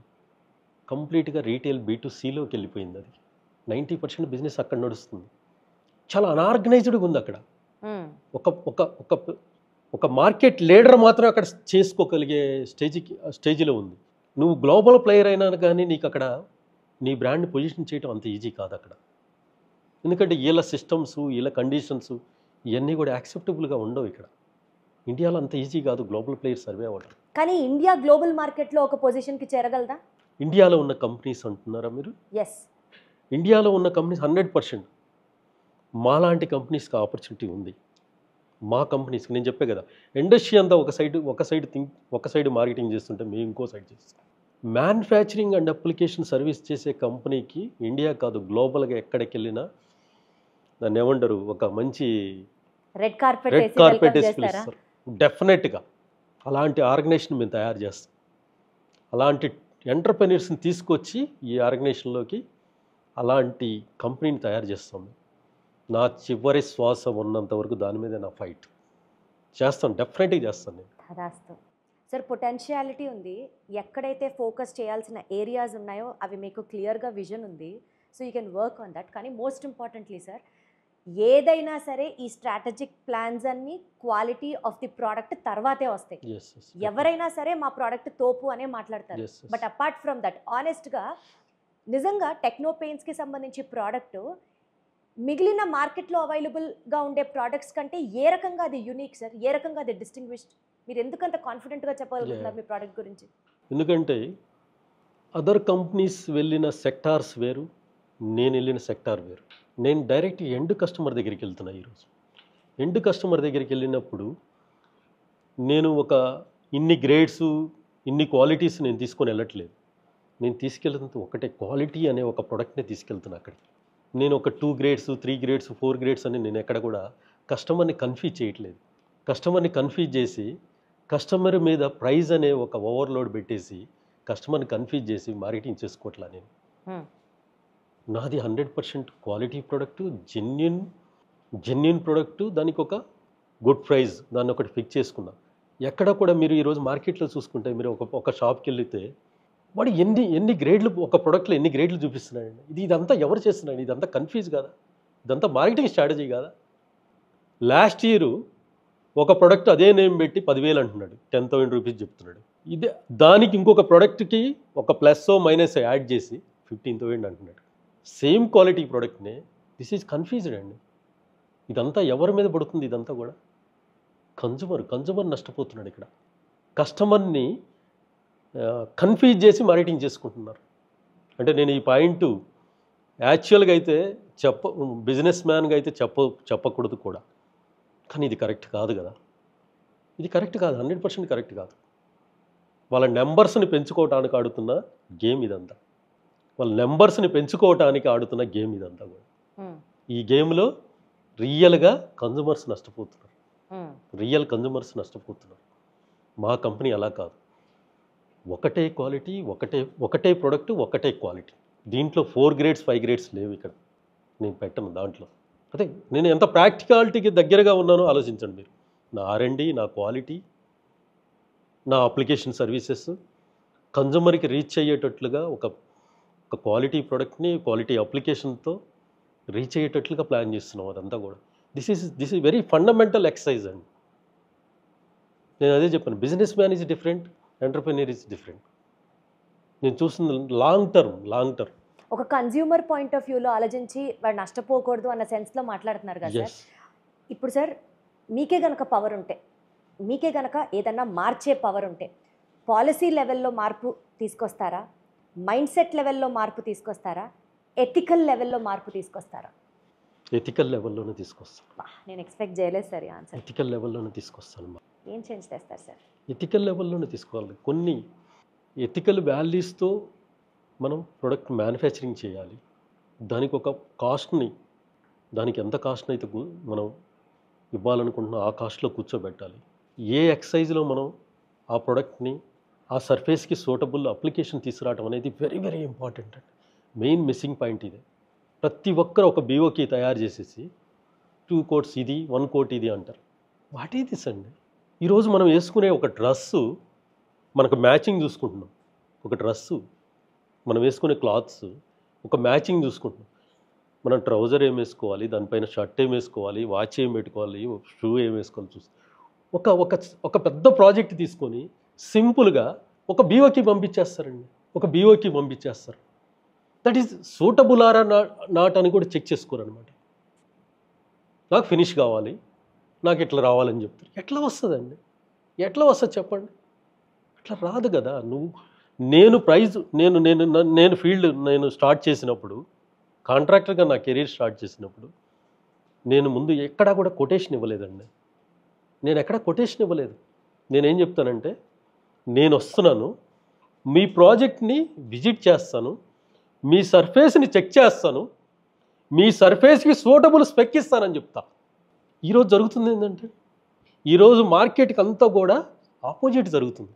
సార్ మీరు ఎంత ఫీల్ అవుతున్నారో మీ వాయిస్లో ఆ స్ట్రెయిన్ అయిన పోర్షన్ ఇట్ సెల్ఫ్ చెప్తాను సార్. మీరు ఎంత పబ్లిక్ ఫోకస్డ్గా ఆలోచిస్తున్నారో, అక్కడ అన్యాయం జరుగుతోంది అని ఎంత గట్టిగా మీరు మాట్లాడాలనుకుంటున్నారన్నది తెలుస్తుంది సార్. కన్జ్యూమర్ నష్టపోకూడదు అన్న కన్సర్న్ కనిపిస్తుంది కాబట్టి కన్జ్యూమర్ పాయింట్ ఆఫ్ వ్యూ నుంచి ఒక క్వశ్చన్ అడుగుతాను సార్. గత 20 ఏళ్లలో ఒక కన్జ్యూమర్ మైండ్ సెట్, ఒక కన్జ్యూమర్ యొక్క కలర్ టేస్ట్లు, కలర్ ప్రిఫరెన్స్లు, చాయిస్లు ఎలా మారాయి సార్? అంటే మేబీ కన్జ్యూమర్లు అది కోరుకుంటున్నాడు కాబట్టి ప్లేయర్స్ అందరూ కూడా అట్లా మ్యానిపులేటివ్గా ఉండగలుగుతున్నారా? What you have to say about that?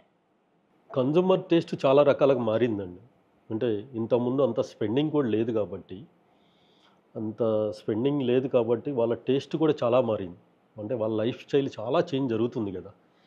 ఇప్పుడు ఏమవుతుందంటే ప్రతి సాట కూడా luxury and look and feel వీటికి చాలా ఇంపార్టెన్సీ ఉంది.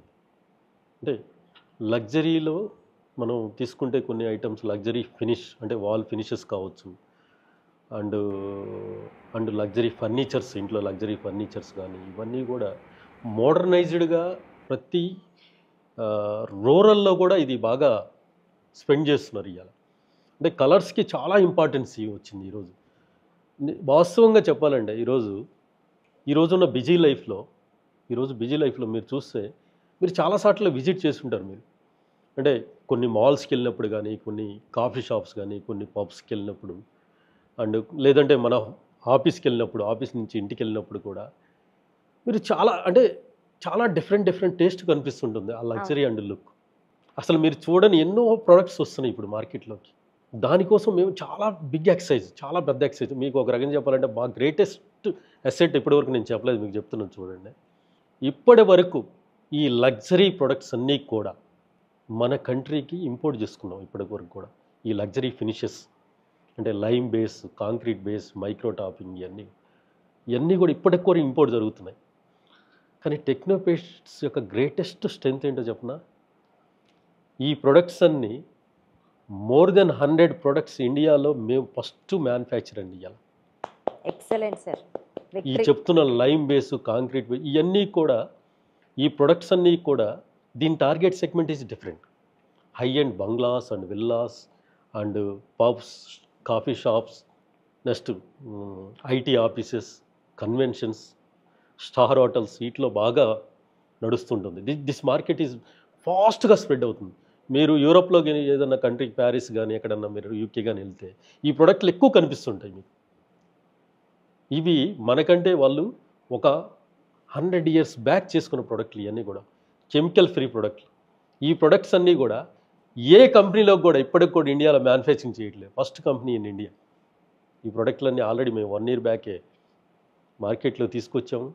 దాన్ని ఒక సపరేట్ వెర్టికల్గా డెవలప్ చేసి దాంట్లో కూడా మంచి బిజినెస్ నడుస్తూ వస్తుంది. సార్ అసలు ఎన్ని ప్రోడక్ట్స్ ఉంటాయి సార్, ఎన్ని షేడ్స్ ఉంటాయి సార్? ఎమల్షన్స్ అంటారు, పెయింట్స్ అంటారు, సిరప్స్ అంటారు, ఇప్పుడు మీరు ఏవేవో కొన్ని టెక్నాలజికల్ పదాలు వాడారు. మీకు ఇందాక ఒకటి క్లియర్గా చెప్పాను మీకు. దిస్ ఈజ్ అందుకని కన్జ్యూమర్ని కన్ఫ్యూజ్ చేసి మార్కెటింగ్ చేస్తున్నాయి కంపెనీస్. లైమ్ నుంచి ఫస్ట్ మన విలేజెస్లో మనం చూస్తే మన ఫోర్ ఫాదర్స్ అంతా కూడా ఫస్ట్ లైమ్కి బిఫోరు కౌ డంగ్ ఎక్కువ యూజ్ చేసేవారు. దాని నుంచి మళ్ళీ ఇండస్ట్రీ ఏం చేంజ్ అయింది, లైమ్ అంటే సున్నంకి షిఫ్ట్ అయిపోయింది. తర్వాత దాని నుంచి ఓబిడి, ఆయిల్ బాండ్ డిస్టెంపర్ అని దానికి షిఫ్ట్ అయింది. దాని తర్వాత ఇప్పుడు ఎమల్షన్స్ షిఫ్ట్ అయింది. ఇప్పుడు ఎమల్షన్స్లో ఒక 100 క్వాలిటీస్ డెవలప్ చేశారు కన్జ్యూమర్ని కన్ఫ్యూజ్ చేయడానికి. దీంట్లో ఈ ఎమల్షన్ అని కన్ఫ్యూజ్ చేసి మార్కెటింగ్ చేసుకుంటున్నాయి. దీనివల్ల ఫైనల్గా కన్జ్యూమర్ కన్ఫ్యూజ్ అయిపోతున్నాడు. షేడ్స్ ఈజ్ డిఫరెంట్, మీరు చెప్తున్న కలర్స్ ఈజ్ డిఫరెంట్. కలర్స్ ఎన్నైనా తీసుకోవచ్చు, దానికి బేసులు ఉండేది, దానికి ఉండే బేసులు ఒక 15 బేసెస్ ఉంటాయి, పిగ్మెంట్స్ దానికి ఒక 15 పిగ్మెంట్స్ ఉంటాయి. అసలు రియల్గా మీకు కనిపిస్తున్నవన్నీ ఇవన్నీ కూడా ఒక 15 to 18 పిగ్మెంట్స్ నుంచి వచ్చిన కలర్సే కొన్ని వందల వేల కలర్స్ అండి. దాని నుంచి పుట్టినవి ఒక 3000, 4000, 5000 షేడ్స్. ఇవన్నీ కూడా మెయిన్ బేసు దానికి ఉండేది ఒక 15 పిగ్మెంట్స్ ఉంటాయి. దాని నుంచి ఒక 3000 షేడ్స్ ఉంటాయి. దాని చుట్టూ పెయింట్స్లో ఒక 3000, 3500 షేడ్స్ తిరుగుతూ వస్తూ ఉంటాయి. Shades is different, look is different. Shade అనేది మనకున్న, నేను ఎప్పుడు కూడా కస్టమర్కి ఒకటే క్లియర్గా చెప్తా, షేడ్ అనేది హాల్కి ఏ కలర్ వేసుకోవాలి, బెడ్రూమ్స్కి ఏ కలర్ వేసుకోవాలి, కిచెన్కి ఏ కలర్ వేసుకోవాలి, 100% నాకు తెలిసినంతగా 100% నాకు తెలిసినంతగా నేను గర్వంగా చెప్తాను, ఎవరికి తెలియదని చెప్తాను. ఏం సజెస్ట్ చేస్తారు సార్? హాల్కి ఏం కలర్ అంటారు, బెడ్రూమ్స్కి ఏం కలర్ అంటారు? హాల్ మనకున్న వెంటిలేషను, మనకున్న ఇంటీరియర్స్, మనం తీసుకున్న ఫ్లోరింగ్ని బట్టి ఫస్ట్ ఇంటీరియర్స్ అండ్ ఫ్లోరింగ్స్ ఈ 2 కాకుండా వెంటిలేషన్ ఇంపార్టెంట్. వెంటిలేషన్ ఈ 3 తీసుకున్నాకే దానికి రైట్ కలర్ని చూజ్ చేయాల్సి ఉంటుంది. బెడ్రూమ్స్ ఆల్సో సేమ్ అండి. బెడ్రూమ్స్కి మీకు కలర్స్కి మన మైండ్కి చాలా కనెక్షన్ ఉందండి, చాలా బ్యూటిఫుల్ కనెక్షన్. మీరు చూడండి చాలాసార్లు మీరు చాలా అలసిపోయి మీరు షూటింగ్స్ నుంచి బయటికి ఇంటికి వచ్చినప్పుడు మీకు హోమ్ నెక్స్ట్ అంతే కదా, ఇంటికి వచ్చినప్పుడు ఒక మంచి ఫీల్ వస్తుంది. కలర్స్, ఆ వాల్స్, ఆ కలర్స్, ఆ ఇంట్లోకి రాగానే కూడా మన మూడ్ మొత్తం చేంజ్ చేస్తుంది అనమాట. మన మూడ్ అంతా చేంజ్ చేసేది కలర్సే. కలర్స్కి వాల్యూ చాలా ఇంపార్టెన్స్ ఉంది మన లైఫ్లో. సరే, కలర్స్కి చాలా ఇంపార్టెన్స్ ఉంది అంటున్నారు కాబట్టి ఇదే క్వశ్చన్తో స్టార్ట్ చేసి ఇప్పటి వరకు చాలా సబ్జెక్ట్ మాట్లాడుకున్నాం సార్. ఇన్ఫ్యాక్ట్ లైఫ్ లెసన్స్ దగ్గర నుంచి, బిజినెస్ స్ట్రాటజీస్ దగ్గర నుంచి, పెయింట్స్లో ఎన్ని రకాలు ఉంటాయి దగ్గర నుంచి చాలా విషయాలు మాట్లాడుకున్నారు కాబట్టి కలర్స్ దగ్గర ఆగాం కాబట్టి ఇక్కడ నుంచి ఒక చిన్న ర్యాపిడ్ ఫైర్ టేక్ ఆఫ్ చేద్దాం సార్. ర్యాపిడ్ ఫైర్లో యాజ్ మీకు తెలుసు ఇట్ ఈస్ ర్యాపిడ్, అంటే నేను క్వశ్చన్ అడిగిన వెంటనే మీరు ఆన్సర్ ఇవ్వాలి. సో చూద్దాం సార్ ఎంత ఫాస్ట్గా మీరు ర్యాపిడ్ ఫైర్ చేయగలరు అన్నది. ఫస్ట్ క్వశ్చన్, మీ పర్సనాలిటీకి దగ్గరగా ఉన్న కలర్ ఏదని మీరు అనుకుంటున్నారు? చెప్పారు కదా కలర్స్కి చాలా వాల్యూ ఉంటుందని లైఫ్లో. మీ పర్సనాలిటీకి దగ్గరగా ఉన్న కలర్ ఏదనుకుంటున్నారు? బ్లూ అండి. ఎందుకు sir? My favourite colour. So మీరు ఏ క్రియేటివ్ డెసిషన్ తీసుకున్నా బ్లూ కలర్లో వేసుకుంటారు అయితే? 100%. ఇప్పుడు కూడా light blue colour. Light blue, mostly blue ఎక్కువ ప్రిఫర్ చేస్తాను. ఓకే, పెయింట్స్ కాకపోతే మీరు ఇవాళ ఏ బిజినెస్ చేసేవారు? నాట్ పెయింట్స్ అనుకుంటే వేరే ఏ బిజినెస్ సెలెక్ట్ చేసుకునేవారు? పర్టికులర్గా నేను బిజినెస్ అని చెప్పను, కానీ ఏ బిజినెస్లో అయినా కానీ దాని సక్సెస్ చూస్తాను 100%. ఏ బిజినెస్ అయినా కానీ నేను సక్సెస్ అవుతానన్న నమ్మకం నాకు అన్నిటికంటే ఎక్కువ. Perfect sir, very well said. రీసెంట్గా ఒక క్వశ్చన్ అడిగారు, మీ టార్గెట్ ఎంత? ఒక 10,000 కోట్లు ఉంటుందా? మీరు ఎన్ని సున్నాలు పెట్టుకోవాలంటే అన్ని సున్నాలు పెట్టుకోండి. నా సక్సెస్కి ఇంత టార్గెట్ అనేం లేదు. నా జర్నీ కంప్లీట్ అయిన దాకా, నేను నా లైఫ్ ఎండ్ అయిన దాకా నా సక్సెస్ అనే జర్నీలోనే ఉంటాను. మీ రికార్డులు మీరే తిరిగి రాస్తూ ఉంటారు. అంతే, నేనే తిరిగి రాసుకుంటాను. నేను ఒక ఇంత టార్గెట్ అని అయితే నేను ఫిక్స్ చేసుకోలేదు. దాని గురించి కూడా ఆలోచించట్లేదు. నేను ఆలోచించేది ఒకటే, నెక్స్ట్ జనరేషన్స్కి ఒక పెద్ద ట్రీ, ఒక చిన్న చెట్టు నాటే దాని నుంచి, మన పూర్వీకులు ఒక చిన్న చెట్టు నాటే దాని నుంచి చాలా మనకు నేర్పారు.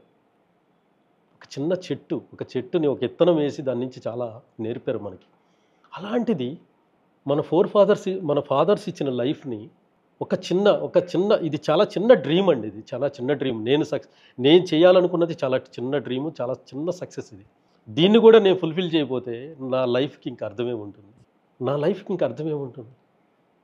ఒక చెట్టు నాటే దాన్ని భవిష్యత్ తరాలకి ఒక మన ఫాదర్స్ ఒక దాన్ని ఇవ్వాలనుకుంటున్నారు, ఒక నీడని ఇవ్వాలనుకుంటున్నారు, దాని నుంచి ఒక పంట తీసుకోవాలనుకుంటున్నారు. అట్లా ఒక చిన్న ఇండస్ట్రీని ఒక పెద్ద ఇండస్ట్రీ చేసి, ఇలాంటి ఇండస్ట్రీస్ ఎన్నో చేసి ఫ్యూచర్ జనరేషన్స్కి ఇవ్వడంలో అంతకంటే నాకు పెద్ద అంబిషన్ గేమ్ నాకు అవసరం ఉండదు కదా. There lies your victory also sir. ఏదైనా ఛాలెంజ్ని మీరు ఫస్ట్ టైం ఫేస్ చేసినప్పుడు మీకు వచ్చేది panic, pause, pray, problem solving, ఏది ఆలోచిస్తారు ఎక్కువ? దానికి ముందు నేను ఆ డెసిషన్కి ముందు నేను గ్రూప్తో డిస్కస్ చేస్తాను. ఓకే, రైట్ డెసిషన్ రావటం అనేది చాలా ఇంపార్టెంట్. ఆల్వేస్ అల్టిమేట్ నేనైతే రైట్ కాదు కదా, నాకంటే కూడా నలుగురు డెసిషన్స్లోంచి వాట్ ఈజ్ బెస్ట్ అనేది ఇంపార్టెంట్. దానికి ఇంపార్టెన్స్ ఎక్కువ ఇస్తాను నేను. సో మీ క్లోజ్ అసోసియేట్స్తో డెఫినెట్గా రైట్ సార్, దానికి రైట్ పీపుల్తో డిస్కస్ చేస్తాను. ఆ డెసిషన్కి right people, close people. Got it. మీరు డీప్గా అడ్మైర్ చేసే ఒక ఇండియన్ ఆర్ గ్లోబల్ ఎంటర్‌ప్రెన్యూర్ ఎవరు? రతన్ టాటా. ఎందుకు? రతన్ టాటా చనిపోయినప్పుడు ఎన్నో ఇన్స్పిరేషన్స్, అంటే ఆయన లైఫ్లో ఏమి తీసుకెళ్ళను అని తెలిసి కూడా తన జర్నీని ఎలా కంప్లీట్ చేసేయడం, అంతకంటే గొప్ప ఈ జనరేషన్స్కి, ఇప్పుడు వచ్చే ఫ్యూచర్ జనరేషన్కి అంతకంటే అవసరం లేదు. తనేం తీసుకెళ్ళనని తెలిసి చేశాడు. ఏది కూడా ఏది రాదు, తనకి ఏది దక్కదని కూడా ఈ కంట్రీ కోసం, నేషన్ పీపుల్ కోసం పనిచేసిన గ్రేట్ పర్సనాలిటీ. ఎవ్రీ టైం వర్క్తో బిజీగా ఉండే మీకు ఒక చిన్న బ్రేక్ తీసుకుందాం అనుకుంటే మీరు చేసే ఆ గిల్టీ ప్లెజర్ ఏంటి సార్?